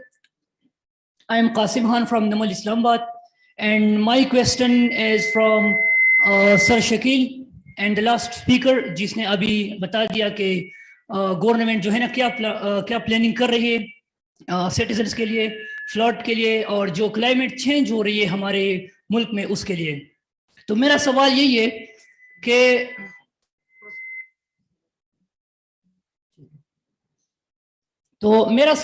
है कि हमारे मुल्क में डेवलपमेंट अथॉरिटीज मौजूद है तहसील लेवल पर, जिसको लोकल लेवल कहते हैं, उस पे जो है ना टीएमए मौजूद है, तहसील मैनेजमेंट अथॉरिटीज. तो फिर उसके लिए तो जिसने सर ने बताया कि हमने उसके लिए बहुत सारे प्लान्स किए हैं और हमने बहुत ज़्यादा एक्शंस लिए हैं, तो फिर वो प्लान्स जो है ना डिस्ट्रिक्ट लेवल्स पर, तहसील लेवल्स पर अप्लाई क्यों नहीं होते? क्योंकि मैं ज़िला मुनीर से ताल्लुक़ रखता हूँ, वहाँ पर फ्लड इशू भी है, वहाँ पर इंडस्ट्रियलाइजेशन भी है, वहाँ पर जो इंडस्ट्रीज बनी है, मार्बल सिटी अभी तक जो है ना गवर्नमेंट की तरफ से उनकी जोन नहीं बनी, जिसकी वजह से हमारे बुनेर के लोगों को जो है ना साइकोलॉजिकल इशू बनी है, हमारा वाटर खराब हुआ है, हमारे वाटर से फिशेस जो है ना वो डिस्ट्रॉय हो चुका है सारा. हमारे बुनेर के जो मार्बल है वो इतने फेमस है कि वो खाना काबा में मिले गए हैं. अब एक जगह की इतनी हैसियत है तो फिर गवर्नमेंट उसके लिए एक अच्छी सी प्लान क्यों नहीं करते, उसको मार्बल सिटी क्यों नहीं बनाते? इसके अलावा मैं बात करूंगा फ्लड एरिया के, जो सवाल में अभी आई, प्राइम मिनिस्टर साहब के मुताबिक वो कह रहे हैं कि 400 मिलियन जो है ना लोग इससे इफेक्ट हो गए सवात में, खासकर Please keep your question shorter. जी सर, जी सर. तो उसके लिए जो है ना जो लोकल एडमिनिस्ट्रेशन है, जो डिस्ट्रिक्ट एडमिनिस्ट्रेशन है सवात की, उन लोगों ने जो है ना वो जहाँ पर सैलाब है वहाँ पर उन्होंने अपनी आबादियाँ बनाई थी, वो आबादियाँ जो है ना सैलाब की वजह से वो तबाह हो गए हैं, और उसके लिए कोई भी एक्शन नहीं लेते, किसी भी तरह से एक्शन नहीं लेते. उसकी रीज़न ये है कि वहाँ पर जो डिस्ट्रिक्ट एडमिनिस्ट्रेशन है वो जो है ना पैसे लेकर या उसको फंड देकर उस पर एक्शन नहीं लेते.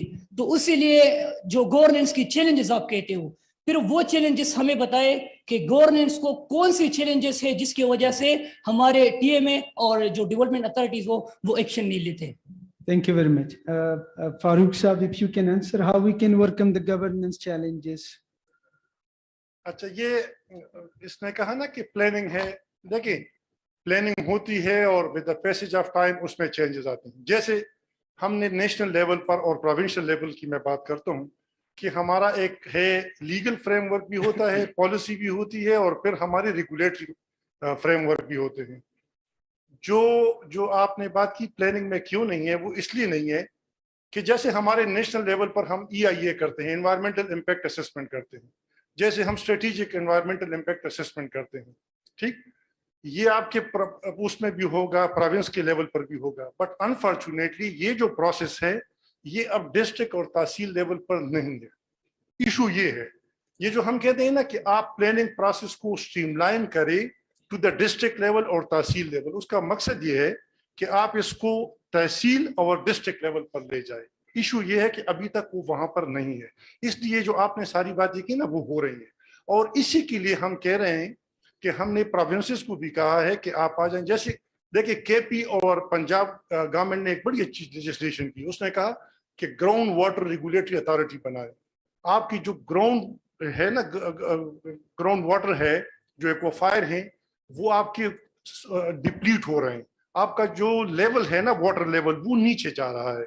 ये इशू खासकर बलूचिस्तान में बहुत ज्यादा है। अब दोनों प्रोविंसेस ने रेगुलेटरी अथॉरिटी बना दी, उसका फायदा ये होगा कि जो ग्राउंड वाटर एक्सट्रैक्शन होगी वो रेगुलेटेड होगी, जो कि अभी तक नहीं है। ये लीगल फ्रेमवर्क है, फिर उसके बाद रेगुलेटरी फ्रेमवर्क आता है। ये जो सारी चीजें हैं ये शायद सेंटर और प्रोविंसेस लेवल पर तो हैं, बट अनफॉर्चुनेटली डिस्ट्रिक्ट और तहसील लेवल पर नहीं है। और यही हम चाहते हैं कि ये जो हम कहते हैं ना एडाप्टेशन को आप स्ट्रीमलाइन कर दे टू द तहसील एंड तहसील और कम्युनिटी लेवल पर, वो हम यही चाहते हैं।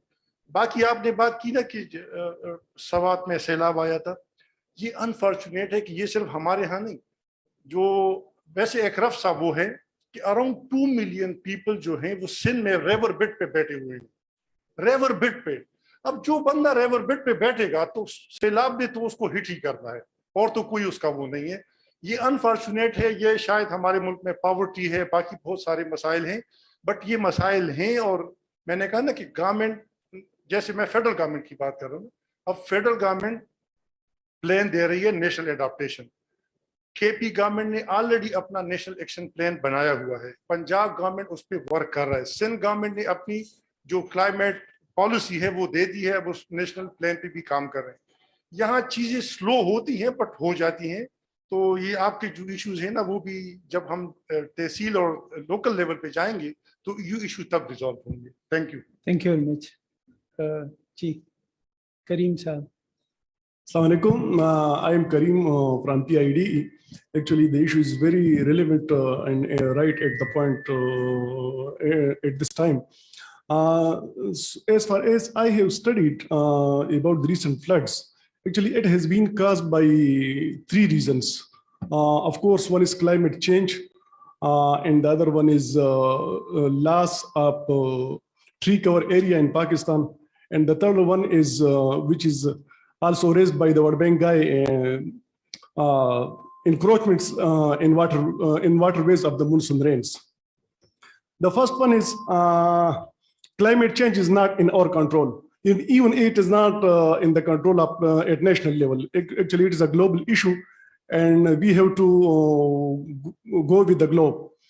The other 2 reasons, they are very important for Lapa. For instance, we can control at local level the tree cover loss, especially in case of the regions which are mainly covered by forests. So, what do you do about that reasons? And the third reason, actually, it is a very broader issue. Encroachments is mainly caused by very much like the problem of commons. It is Shamilat-e-Deh in the legally in Pakistan. And you know, in case of Shamilat-e-Deh, it is usually the case that the powerful people, they seize it and actually they encroach it, and mainly waterways are Shamilat-e-Deh by legal means. So actually, there is a River Act, but I don't know what the government is doing about the River Act or, you know, about the encroachments. But actually, the central concern should be that how to make a policy for Shamilat-e-Deh. Because I would really suggest that the government should take it in its control. And actually, you know, encroachment of any type should be considered as really a true offense, and actually it should be held responsible for that encroachment, I guess. Thank you. Can I just comment? क्योंकि जिस तरह के सवालात आ रहे हैं, I think सबसे पहली बात तो ये कि देखिए क्लाइमेट चेंज जो है ना वो एक सिंपल इशू नहीं है, ये बहुत ही कॉम्प्लेक्स इशू है।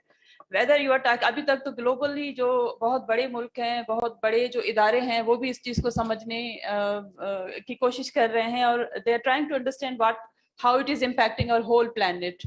मैंने अपनी ओपनिंग स्पीच में भी ये कहा था कि देखिए एक तो you know there are certain issues which are at macro level, they might be beyond even our authority and control. There are certain agencies in the world, agencies not agencies in a way, but there are certain stakeholders in this whole discourse which are more powerful than us. I remember recently I visited district Dadu in Sindh. There was a village, it was like it was whole water basically, and people were just sitting in middle of that water. I asked a group of women, I asked them, do you know from where this water is coming? You will be surprised to listen to her answer, how she described the whole climate change discourse in her very simple local language. She said, I have heard that this water is coming from some other countries. What she was trying to say that somebody else is causing this climate catastrophe. Because of that, the flood is coming and the water is here, we're sitting in the water. So this issue is very complex. हम लोग नापा की भी बात कर रहे हैं, हम लोग लापा की भी बात कर रहे हैं, provincial level पे there are so many policies, there's so many frameworks, there's so many terminology, we can get lost easily into all that. The point we're trying to make is there are certain solutions जिन पे हमें immediately act करना है. There are certain very local solutions जो हम adaptation की बात करते हैं. Adaptation can also be very political if you go into details of it. Okay, I am doing everything, but you have to adopt. You know, it can be very political. We're not getting into that debate at this moment. The reason is there are certain things which we cannot control, but there are certain things which I always see it as a lifestyle. The way you carry yourself, the way you conduct yourself. जो आपने बात की थी कि communities की जो knowledge है वो भी relevant है या नहीं है. It is again a very deeper question. देखिए ये वो communities हैं, they are living in this ecosystem, in these villages, in these districts, in these places where they are living since centuries, thousands of years. सब कुछ एक तरीके से चल रहा था. जब अचानक से सारी चीजें चेंज हो गई हैं, the weather patterns, it's not only the human being, the people who are living there, the whole ecosystem basically, all the species, the cropping patterns, the weather patterns, the way they have been coping up with all these things. तो उनके लिए भी एक shock है, how to cope with that. So number one, there's a huge need of awareness raising. I think this is the first time I'm hearing a huge debate around climate change within Pakistan. पिछली दफा जब floods आए थे तो we're talking about floods. We're not talking about climate change. But this is the time when everybody is talking about the climate change. And this is the type of disaster, this is the type of catastrophe which has exposed so many questions to us. We're talking about governance. Governance again is a very complex issue. It is not only about how people are implementing projects, but it is more than that. It is really more than that, and it is quite integrated into each and everything. So I think we need to, number one, realize how complex it is. There are no absolute simple solutions. Yes, NAPA will be very helpful, but how to translate that NAPA into like a very at village level, I would say, at neighborhood level.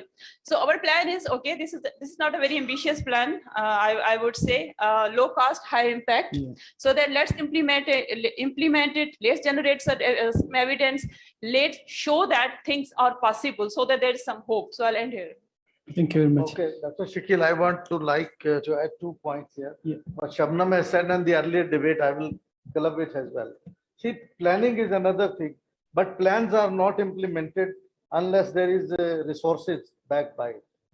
So the resources is a big problem when we translate it to the implementation side. That's a big thing. Ahmed Kamal Sahib is there, and in one of the program in television, he just mentioned with us that the provinces requested for just a few 100 million, less than $500 million for flood mitigation.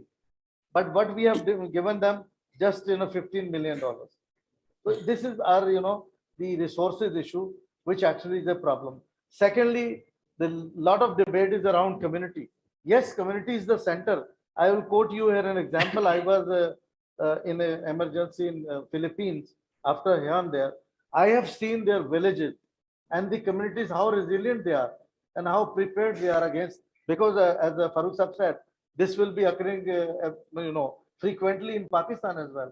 And these guys in the Philippines, they are having every year thousands of cyclones. So these communities are prepared. Even I interviewed an 80-year-old lady with smiling face. She was telling me how she survived the tsunami. So that's the community actually.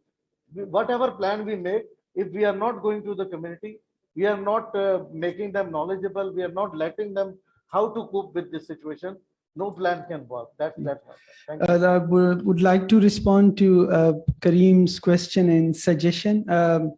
I think जब Malthusian narrative develop हुआ कि आखिरी सदी जो है पानी के ऊपर लड़ाइयाँ होंगी, تو اس کے لیے باقی جو ڈیولپمنٹ تھیورسٹ ہیں وہ یہ تھیوری لے کر آئے کہ no that's not the situation. Whenever there is scarcity there is a challenge. Social innovations جو ہے وہ جنم لیتی ہیں. So I have seen the last couple of years when it was too much warm, people have started asking each other کہ اپنے گھروں کو ہم کیسے ٹھنڈا رکھ سکتے ہیں without any air condition or something. ہم گاڑیوں کو کیسے fuel efficient بنا سکتے ہیں, ہم پلانٹیشن کتنی کر سکتے ہیں. And I think these things are translating. اس سال کی جو پاکستان فارسٹ انسٹیٹیوٹ کی جو رپورٹ ہے وہ بڑی سیٹسفیکٹری ہے کہ پاکستان کا جو کے پی کا جو فارسٹ کور ہے 2% انکریز ہوا ہے. سو 2% انکریز جو ہے یہ ایک براڈر چینج ہے, لوگوں میں ایک شعور آ گیا ہے. And I have seen even school students کہ وہ اپنی پاکٹ منی سے جو ہے ہر پلانٹیشن سیزن میں پلانٹس خریدتے ہیں اور پھر لگاتے ہیں اور پھر اسکول میں کمپیٹ کرتے ہیں ایک دوسرے کے ساتھ, چونکہ ہمارا ایکیڈیمک انسٹیٹیوشن کے ساتھ زیادہ لنک ہوتا ہے. So we get all these case studies from the schools کہ بچے جو ہیں وہ خود پودے لگاتے ہیں اور پھر وہ ایک دوسرے کو دکھاتے ہیں کہ دیکھیں یہ میرا پودا ہے, باقاعدہ اس کو نام دیے ہوتے ہیں. So the plantation is at extreme right now. ہم نے رینیویبلز میں کافی انویسٹمنٹ شروع کر لی ہے گورنمنٹ کی طرف سے بھی اور لوگوں کی طرف سے بھی. اس کے علاوہ بھی دیر آر ڈفرینٹ انیشیٹیوز جو کہ لوگ لے رہے ہیں تاکہ جو ہمارے جو انرجی کرائسس ہے یا جو ہیٹ ویوز کے جو کرائسس ہے یا جو فلڈس کے ہیں اس کو ہم جو ہے ٹیکل کر سکیں. Thank you. Yeah, just to complement one final sentence, I think goal 13, SDG goal 13 is the only goal where we have been making very good progress. So let us acknowledge that as well. جی doctor صاحب. Thank you very much. SDG 13 میں madam اس میں ہم نے اس لیے کیا کیونکہ اس میں اڈیپٹیشن کا ذکر نہیں ہے. اگر آپ SDGs کی بات کریں the only goal to be achieved and to celebrate it is SDG 13 climate change. Rest of them we did not achieve. It was primarily because we are low emitters. That's a goal that the developed world did not meet, while developing countries such as Pakistan and Bangladesh did meet because we are low emitters. So I think کہ اس کو تھوڑا سا contextualize کرنا چاہیے. I just wanted to very briefly add, we're talking about communities, right? So ہم کہہ رہے ہیں کہ communities کو ہم نے aware بنانا ہے. Communities کو ہم aware نہیں ہمارا کام نہیں ہے communities کو aware بنانا, ہمارا کام ہے ان سے سیکھنا. یہ بات ہوئی ہے, آج بھی بات ہوتی رہی ہے. We are working with communities and every time we interact with them, we are learning new things. So think of them as experts. Think of experts in indigenous knowledge. ان کو آپ لے کے آئے, آج ان کو یہاں پہ ہونا چاہیے تھا. وہ آپ کو بتاتے ہیں کہ کس طریقے سے ہو رہے ہیں. میں نہیں ہوں ایکسپرٹ, وہ ہیں, وہ آپ کو بتاتے ہیں کہ جی چمن میں کیا ہو رہا ہے, ٹھٹا میں کیا ہو رہا ہے. اگر ٹھٹا سے کسی کو لے کے آتے ہیں تو وہ سی انٹروژن کی بات کرتے ہیں. You cannot adapt to sea intrusion because of global warming. There are two things that are impacting sea intrusion. One is کہ جی ہم نے ڈیمز بنا دیے ہوئے ہیں, اس سے پانی کے جو environmental flows ہیں وہ پورے سمندر تک پانی نہیں پہنچ رہا, اس کو کہتے ہیں پانی ضائع ہو جاتا ہے. That does not happen. Sea water is coming in. That's being exacerbated by climate change. And as sea water comes in, people are going to have to move in search of clean drinking water, in search of their food security. You cannot adapt to that. And for that, you need to call out the global north and say کہ جی دیکھیں یہ آپ نے چیزیں کی, ہمارا loss and damage address کریں. So adaptation and loss and damage go hand in hand. اسی لیے جب میں بات کر رہا تھا going to the communities, at one district you might be having communities who face great loss and damage while others can adapt and move on. So وہ جب تک کہ ہم local level تک نہیں جائیں گے ہم اس کو نہیں کر سکیں گے. So I just wanted to add this. Thank you. G Assalamu alaikum. This is Sidra Riaz. I'm a lecturer of governance and public policy. First of all, I would like to appreciate the team for presenting such a brilliant report, and I hope we move toward the implementation of this local adaptation plan. My question is from the representative from the Ministry of Climate Change, Mr. Farooq here. Since COP27 is coming and it is a very good chance for Pakistan to press the issue for climate reparations, loss and damage, and climate justice, I wanted to ask, what is the strategy prepared by the Ministry of Climate Change to press this issue at COP27? And what are the opportunities for youth in Pakistan to represent at COP27 and how the youth can participate? Because I believe the youth representation at such forums is really essential. Thank you so much. Thank you. You hit the nail on its head, spot on. Yes, we are working on the COP27, very serious working. And the two most important documents which we are going to take with us is one is this loss and damage, and the second is the National Adaptation Plan. And we hope to have this buy-in of these two. Very right. We are the least polluter, but we are the victims of this climate impacts. And that is why we are asking for the climate justice. Very right. Because until and unless the whole world gather their resources and they give us to these developing countries who are the most impacted, nothing is going to change. And once the people in the Western Hemisphere, they thought that this climate change impacts would not come to them, they were seriously wrong, because the recent heat waves and the recent forest fire, which we have seen in both the North America and this Europe, that was devastating. So this climate change impacts us everywhere. No country is immune to it. We are the most impacted, and we need reparation exactly. And we are going to watch this in the COP27. Loss and damage is very important. Recently, I was in the meeting, the Technology Executive Committee meeting, and we also raised this point of loss and damage. Believe you me, this is not in the climate change financing. GCF and GF is not going to give anything in shape of losses and damage. And we are requesting all the nations that loss and damage be included in the climate financing. And we are taking these important lessons from here to the COP27. And we hope that the world community would buy in these issues. Thank you. You want to comment on this? See, I wanted to reflect a little bit on the climate justice. Okay. I hear it all the time that Pakistan is paying for bigger emitters. That is correct. But saying that the world is unfair to us is, I don't know how true that is, because more than 160 countries have emissions less than Pakistan's. The world is unfair to them also. And several Nordic countries, perhaps all of them, have their emissions to the level of about 1%, very comparable to Pakistan. That shows that how wasteful our emissions trajectory has been. And if I compare the data from the first national communication and the second national communication, Pakistan has one of the highest emission increase rate, which means that the justice, climate justice, internally is absent, and that makes the cost of living very high for the poor people, which by conservative estimates is about 60% of our population is in the vicinity of about $3 a day.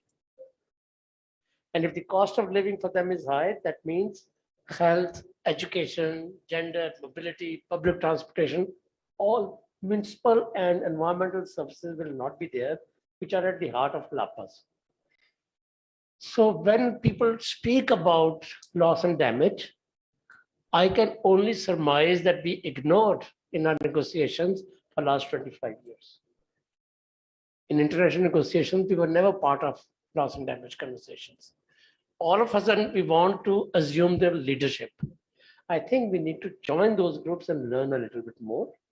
We need to initiate internal research to strengthen our ability to argue our case. Our international finance cannot, there are no mechanisms, there are no windows. Secretary Sahib is absolutely right in saying that. But having said that, if they were to be operationalized as a result of some climate change finance facility, I don't know, a dialogue, let's say Glasgow dialogue, at least we need to have some statistics and data. So what I want to submit, that Lapas provide us a rare opportunity to lay the foundation of internal climate justice. And that justice can enable our capacity to access international finance. Thank you. Okay. Assalamu alaikum. My name is Mohammad Abdullah. I am a water scientist specialist in flood risk management. I am actually the first one and the only Pakistani who did this graduation from UNESCO IHE, which is the world's largest water education. I have been to Germany, United States, Slovenia, Spain. I'm currently giving my consultancies on some projects to WWF and UNESCO. I have been affiliated with some media channels as well. I'm giving them my expertise. I want to make some comments. I want to give my suggestions. There are a lot of things that I agree and a few I don't.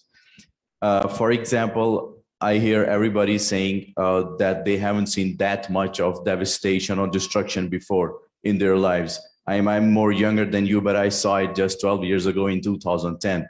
It's not the first time. 1/3 of the country was underwater. We had 12 years to prepare for that, but we didn't. You mentioned, Mr. Secretary, about the institutes. I totally agree with you on that. Let me tell you how many institutes we have just to save us from floods, but they always fail. This is the 25th mega flood in the 75 years of Pakistan. Are we suffering from climate change since independence? Or is there something else? Is there another part of the puzzle that is being missing? Lapa is perfect, but where Lapa comes and where Napa comes, let me tell you, please, if you may. So we have Flood Forecasting Department, we have Federal Flood Commission, we have WAPDA, we have IRSA, we have Ministry of Climate Change, we have Ministry of Water Resources, we have SPARCO, we have NDMA, we have Ministry of Urban Planning, and we have another ministry that I forgot. So it's like 10 departments, 10 institutes that failed, and yet we are crying about climate change. Do you know there are 6 types of floods? The one that we are seeing in the Sindh has nothing to do with the dams. It's because of pluvial, fluvial, and urbanization. So if you say you're seeing more devastation, it's because 2 million people in the Sindh are sitting in the riverbed, and 500,000 are sitting in the riverbed in KPK, and some 200, like 2 lakh people, 3 lakh in the southern Punjab, in the riverbed. So it makes almost 3 million, and those people that suffer are 3.3 million. So if we tell them, do not sit there, the devastation should have been just 90%. It's like, I want to build a house in the center of a Srinagar highway. What's going to happen? After 5 minutes, I will be just destroyed by a truck. I cannot cry, oh, my house has been destroyed. No, I can't do that. I'm the one who's encroaching. We have no plan for predictions. It is, if you see my colleagues, Mr. Hameed and Mr. Shakeel, I was there with them in the Netherlands. They can actually assure you that in those first world countries, they have flood modeling. They predict their countries for next 100 years or 200 years. The prediction we do is not called predictions. It's not called forecasting. It's called nowcasting. You see water level, you just go there, you see, oh, okay, it is this much high. So it means in the next few hours, 5 lakh cubic meter will pass away. That's not called prediction. On 22 September, just a few days back, UNESCO IHE Netherlands, the world's largest water institute, organized a free mapping event for Pakistan. There were more than 100 scientists there. I was a part of it, but that event got canceled because Pakistan government do not allow anyone to map and do not share data. I have a question, why you don't let people do it voluntarily when I hear again and again that we don't have resources? I promise you in front of everyone, if you provide me with the free data, I can do that within 6 months alone. And if you have a team, we can do that in 1 month. We need flood risk maps. We need flood hazard maps. We cannot just be walking around and telling the people that, oh, it's because of your carbon dioxide. What if global north doesn't hear? What if they don't listen? Then what are we going to do? Are we going to give our fate to their hands? This flooding and water issue is a bigger of a threat than the terrorism that we ever had. And how to save it? We don't need dams. I agree with those 2 professors. They said, let the river flow, but how to save it? I will give you 3 examples.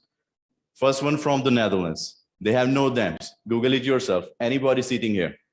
No dams. Then how they save themselves from water? There's rain for 154 days out of 365. Those canals, they store water, because running water itself is a story. Then they take them to the specific ponds. I think they have 3 or 5 ponds, where they filter that water, and within 90 days, the water goes down into the ground. Right now, it's 80 billion cubic meter water in the Sindh. And all our dams combined just store 35 billion cubic meter. and it is 80 billion cubic meter. Imagine if we had treated that and just drilled it into the ground. It's for free. It costs nothing. You don't have to build anything. You just drill it at the same point from where you pump it out. Your water level from 400 feet would have been at 100 feet. Ek tir se do shikar. You would have recharged your groundwater and you had flooding issues solved like this. There would have no issues. There would have been no fights between the provinces about the dams and stopping the water. Mohenjo-daro, 18 September, there's an article on BBC. All the archaeologists ran towards there. They thought, okay, it might be flooded, but it wasn't. You know why? That 4,500 years old system of water drainage is still working. And it's the same as the Netherlands. Netherlands learned from them, and we have it here and we don't. So the water from all those channels went into those compounds, and then it took 3 weeks for them to just drain it out of those compounds. So imagine the stories they had at that time. So can you please make it short? Yeah, it was just some comments. So I would just wanted to say, please work on the flood modeling. Please don't let the people sit there. And about climate change, we are 220 million people. So if we are importing 1 million cars from Japan and they're emitting the carbon dioxide, we are the one responsible. So why don't we have our own industry on the base of green energy? And about Lapa, Lapa is, I can say, if we look in the old sectors of Islamabad, there's never ever any kind of flooding, but in the new ones, there is. So I think this is Lapa and Napa together, because the new sectors are being built on the river, on the drainages. Barsati nalon ke upar aap sector banayenge to aap doob jayenge. And in the old ones, we have proper parks and drainages. So thank you very much, and I hope you will take this into consideration. Just let me make a few comments on what you have, stated with regard to, flood control and all that. During the last 12 years, there have been a demand of 125 billion rupees from the provinces to address their flood issues. You know what we got for 125? We got 5.5 billion rupees. So that is our priority, number one. Number two, we talked about that climate change is happening and it is very visible. Have we ever studied that what sort of a climate or what sort of a weather system, that are changing over the country? For the last 4 or 5 years, whenever there is a monsoon depression develop over the Bay of Bengal, traditionally it comes and it has a, downpour over the upper catchments of Tarbela, or the upper catchments, or between the two catchments of Jhelum and Chenab. For the last 5 years, we are getting it in our urban areas of Sindh and in Balochistan. Why? Because the sea surface temperature of the Arabian Sea has increased compared to the Bay of Bengal. And then there is a local area pressure which is developing every time when we receive the monsoon low from the Bay of Bengal. So all these aspects are required to be given due research as well as to put on ground. Secondly, traditionally we used to have a very minimal impact of westerly wave on the country. Now that westerly wave impact is on the rise. Why? You are experiencing a jump in the temperature and there is a slump in the temperature and all that. During this last 45 or 50 days, if you have been able to study the temperature on daily basis, just keep kindly, just whatever I'm saying, take it as what I am saying, that if last year it was 33 degrees centigrade in Skardu, this year it was 19 degrees centigrade. Next day it was 37 degrees centigrade. Third day it was 14 degrees centigrade. This much of a temperature variation because of the continuous interference of westerly wave, which is bringing our temperature up and temperature down. Similar is the case with the seasonal low from the Arabian Sea. So these all aspects are required to be studied. One of our friends sitting here, he talked about the River Act. The River Act was formulated in 2015-2016. It was passed from all the relevant forums and it was given to the provinces for legislation and its enforcement, except for KP and except for Punjab. Nobody else, did that. But still, we found so many structures, falling because they had been constructed at the brink of the bank of the rivers. Why? Our implementation is not good. There may be two issues. Those structures are constructed prior to the implementation of this River Act on ground. Okay, if that was implemented, why those structures were not removed?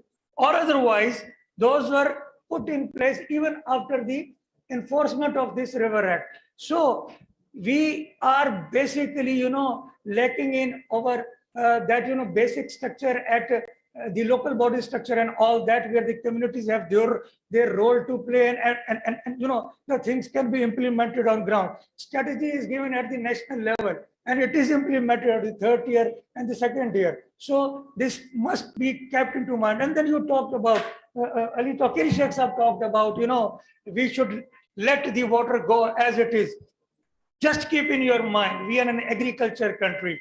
We get the water for about less than 90 days in about 365 days of the year. And then we use that water, we store that water to have our crops and everything, to get our, food security, everything going on. So if we let our system move by that, so we need to have some paradigm shift, meaning thereby that we will have to get rid of our, that hydraulic structures and then our dams and all that.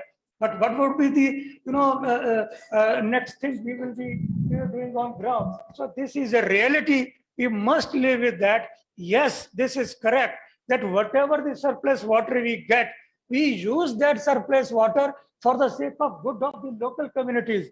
The Recharge Pakistan project was based on this concept that whatever the surplus water, let's take it to maybe one side of the river or the other side of the river for the first year or the second year.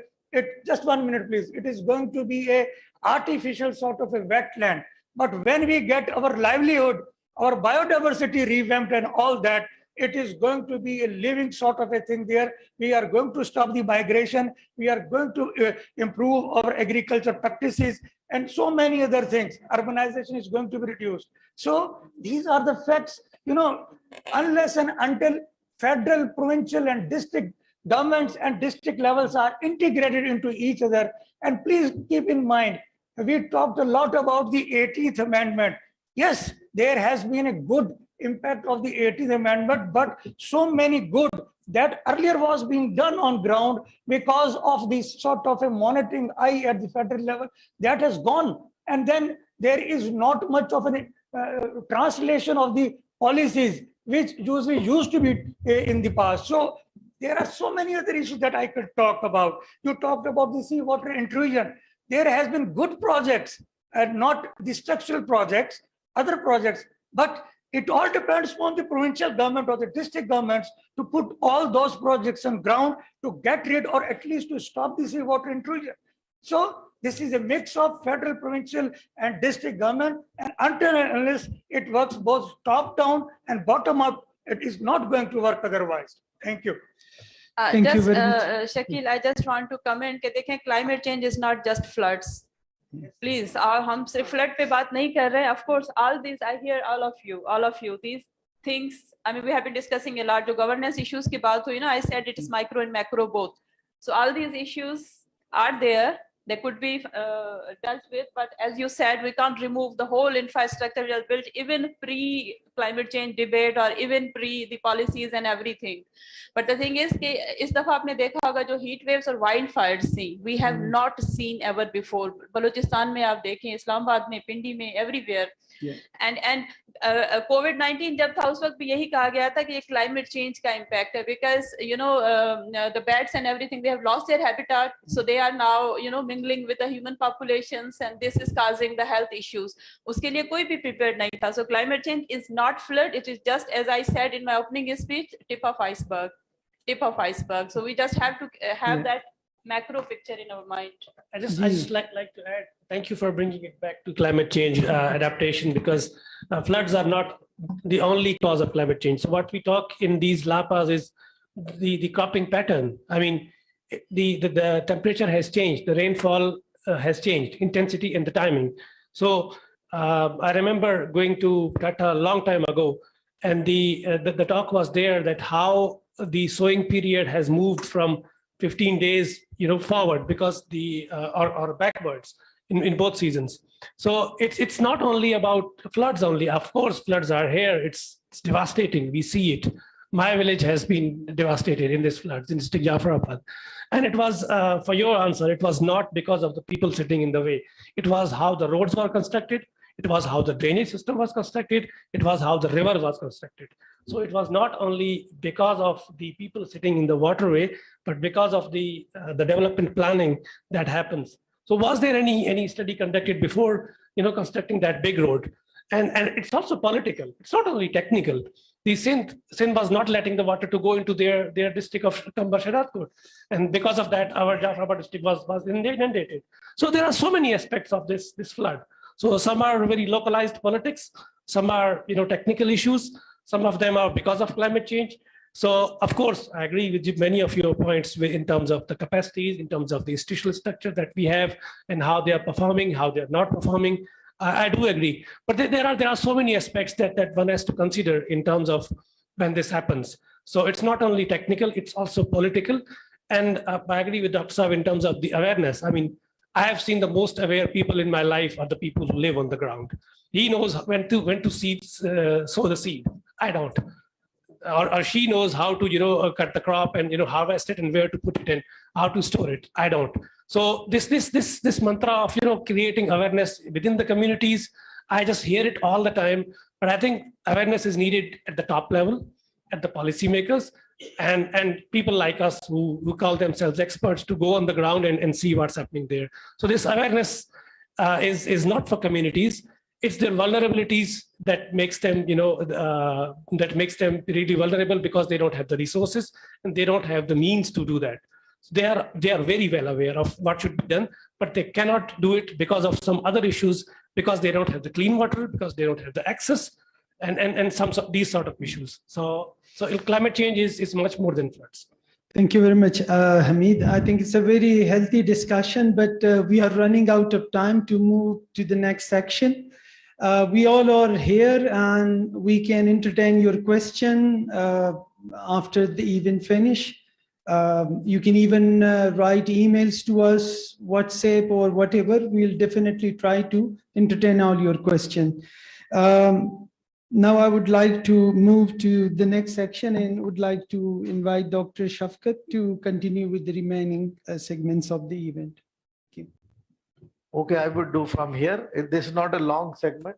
It is just concluding, and I would request all the panelists, if any of the burning question or any of your message, one-liner, key message, so you have the time, you can say, and then I will move on and request Farooq Saab for his concluding remark and vote of thanks for Habib Saab. So if you have any one-liner message, so you are welcome. Yeah, I guess I'll quickly start. So हमें मौका नहीं मिला जो आपके लैपर्स के ऊपर बात करने का, but I guess we can take it up. इसमें सिर्फ मेरा एक ही चीज कहूंगा कि जब हम बात करते हैं, given the fact कि crisis है, governance की crisis है, climate change है, so let's start. So long-term thinking, let's do away with long-term thinking. So मुझे पता है कि आपकी जो framework of actions है उसके अंदर intermediate, medium और long-term पे बात हो रही थी. I suggest let's talk about immediate and medium term. Long term की हम बात करते हैं और वो चीजें रह जाती हैं. इस वक्त लोगों के पास टाइम नहीं है, इन communities के पास टाइम नहीं है. We really need to reach out to them and support them in every way we can. Thank you so much. I have said it, but I'll just say one sentence. We have blamed all this devastation on a faceless thing, which is climate change. और अपनी जो responsibility है उसको absorb करने के लिए we tend to blame lots of things on climate change. So of course climate change is a reality, but it's a reality within our flawed development paradigm. It's a reality within our governance issues. It's a reality within these development structures that we are practicing. So climate change is to blame, but it's a faceless victim. It's a faceless kind of entity, and we put everything there. So I think let's move on and talk about the things that we can do. Well, the drafts can be tweaked. That's true with every document. But I think the biggest challenge is how to scale it up, how to engage the government. And I think this is an opportune time because Pakistan is struggling, the world is struggling with such a big disaster that we had. And if it can spearhead the discourse on that issue, that will be a remarkable question for us to address. Yeah, thank you very much. एक जुमले से मैं थोड़ा ज़्यादा बोलूँगी. सबसे पहले तो I just want to share my ये हम reflection. अपनी जो communication की language में कहते हैं one liner, but it could be 3 lines. Yeah, I mean, I just want to share one of my reflection. कि जब हम कंटिन्यूसली बात कर रहे हैं ना कि लोगों को पता था फ्लड आ रहा था तो यहाँ रास्ते में बैठे क्यों थे, तो मुझे वो याद आ रहा था कि इस लड़की ने ऐसे कपड़े पहन के बाहर क्यों निकली थी, इसी वजह से ये छेड़ी गई. तो मुझे वो रिजेम्बलेंस याद आ रही थी. तो प्लीज हमें लोगों पे इतनी ज्यादा नाराजगी का इजहार नहीं करना चाहिए. जैसा कि मैंने पहले कहा कि वो तो हजारों सालों से ऐसे ही रहते थे. अभी अचानक से अगर कोई चीज आई है, it takes time to absorb it, to understand it.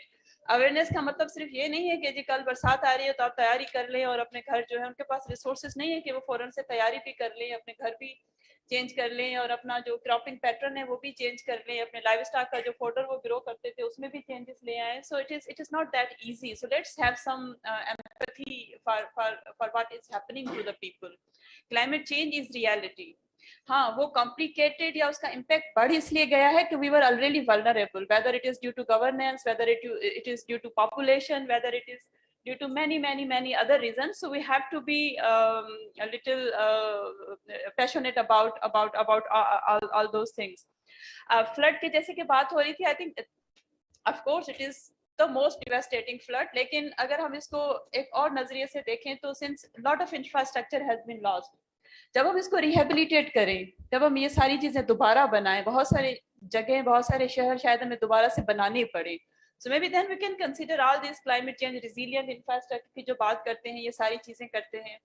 आपके हमारे मुल्क में इंफ्रास्ट्रक्चर सबसे ज्यादा जो आपके स्टैंडर्ड्स हैं वो कौन बनाता है? It is Pakistan engineering council और NHA. Why don't they integrate climate resilient indicators or standards into whatever they build? तो ये वो चीजें हैं जो पॉलिसी लेवल पे होंगी. लेकिन I assure you on behalf of International Rescue Committee, climate change is our strategic priority. We are willing to work together with the government, together with academia, together with the national international experts, क्योंकि ये इतना बड़ा challenge है कि इसको कोई एक इदारा, कोई एक जो है किसी एक प्लेटफॉर्म पे, किसी एक लेवल पे नहीं किया जा सकता. Macro and meso and micro, all the levels. So let's join hands, let's work together. I think, and I'm very happy to see the interest of people. जो मैं आप बात करते हैं ना अवेयरनेस की, कि हमारी अपनी अवेयरनेस रेज हो रही है कि किस तरह के क्वेश्चंस आ रहे हैं. There are so many angles to look at the things. जिस एंगल से मैं देख रही हूँ, हो सकता है आपने जो एंगल अभी इंडिकेट किया that I might have overlooked, but then it is indicating me, okay, this is also another way to look at the things, and this is another way. Climate change is impacting so many lives and livelihoods. So I will end here. एक line से मैंने ज़्यादा बोला, but नहीं, thank you, Shabnam. It's very relevant. Okay, over to Farooq Saab for concluding remarks. Thank you. It was a very good session, and we from the climate change, we have learned a lot. We have experts on the left and right and over here, and seriously, a very good thing came out of this discussion. And let's discuss these things, and this is the way we will go, inshallah. Some good things are here. I mean, like the one speaker said that we have increased our forest cover. Yes, from 4.2 it's gone to 5.6, 5.7, and if we include the mangroves forest, it goes to 8.5. So it's a very good sign for the climate change and for the forest cover that we have. Similarly, we have a project which we are taking to the COP, Living Indus. It has 25 interventions from this water scarcity to waste to water treatment. It's a number of interventions, and we hope that we will get financing from that from the world community. Just on the financing side, Pakistan needs from $7 to $14 billion per annum for adaptation, per annum. Similarly, for mitigation, we need more than $20 billion for mitigation. Though we are least emitter, but still we will work on the mitigation. We have committed in our indices that we will work on it. But of that, 15% we will do voluntarily, the rest 35% through the help of the world community. In Paris Agreement, it was agreed that 100 billion per annum will be given by the developed country.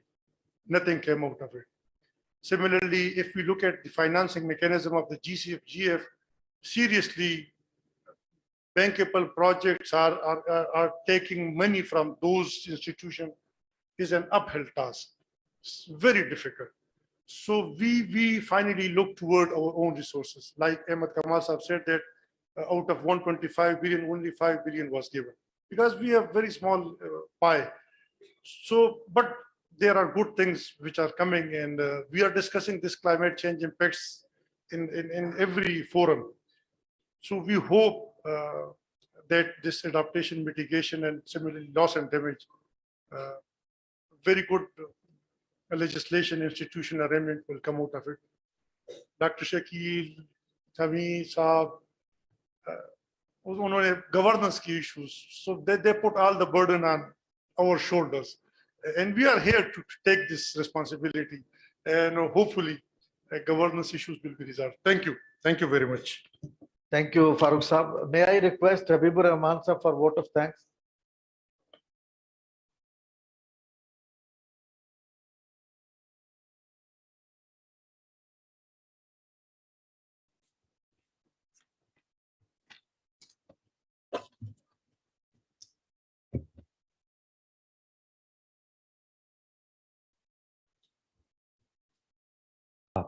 Bismillahirrahmanirrahim. Thanks to the team of Center for Water Informatics and Climate Resilient Sciences, Dr. Shakeel and his team.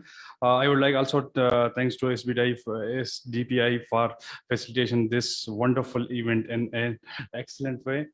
To Dr. Shafqat, we are always in coordination with for 1 month, and we was around preparing things for this things. And I would like also thanks to Senior Joint Secretary, Mr. Farooq Khan, for sparing his valuable time for this as a chief guest and provided his insight to the issue of climate change. I would like thanks to all the participant, academia, donor agency, and civil society organization who provided their feedback, and they also participated in our this event and spared their time for feedback and other things to in one way or another way to conclude this report to this logical end. I would like to recommend a few things for future, that we this is a forum where we can collaborate with each other and join hand for the development of Lapa for the rest of the districts, and can support and can help the district and local government to implement these Lapa and integrate it with the national with their district plans, ADP plans. So once Lapa, like one of the panelists said that it should be if the roads, if the streets, if the channels are built in the lines of climate change, that climate smart lens, so it will be resilient to the future, and it would be a bit smarter than our current disease transitions way. So at the last, I will end my vote of thanks with the quote by Voltaire: "Men argue while nature act." So a big plus for all the participants who have honored us today for this event, and after this we have a lunch break. Thank you all. Thank you, Abid. Thank you all the panelists and the audience, very charged audience, very good question. I think we have a lot of takeaways with us in terms of discussion and future plans. And in one sitting, we cannot solve or even discuss everything and every aspect of climate change or the floods and other disaster related things. So it's a going on process. Now I would request my team, and thank you, my team. SDPI is not just, SDPI is one, as he thanked his institution, but we have a lot of team who were behind it.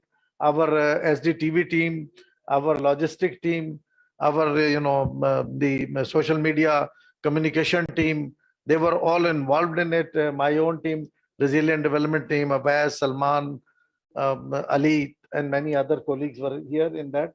So thank you everyone, and thank you IRC, Shabnam and her team, Habib. They all have been very active. Thanks for bringing such a nice reports, Shakeel Sahab and his team. Thank you very much, Farooq Sahab and all. Now the shields for the panelists. Farooq Sahab, aap zara thoda zahmat.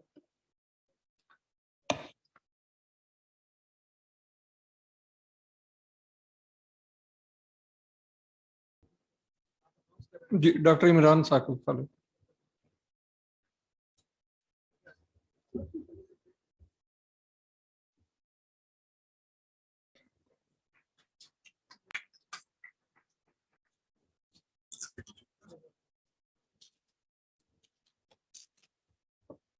Dr. Shakeel Hayat.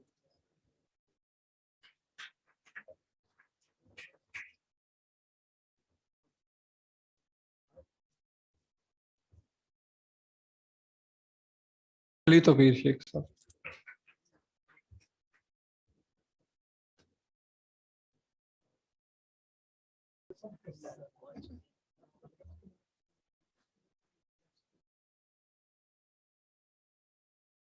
Dr. Hameed Jamali.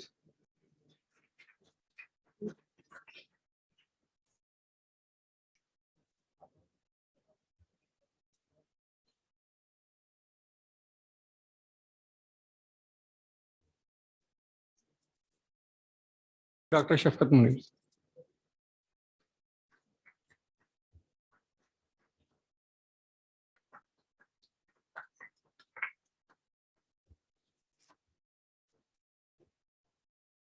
Muhammad Farooq sir.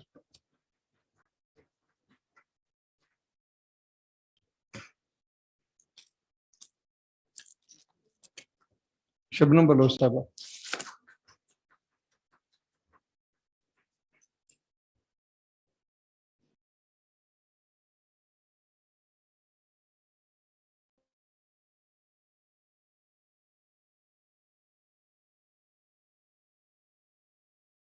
Ahmed Kamal sahab.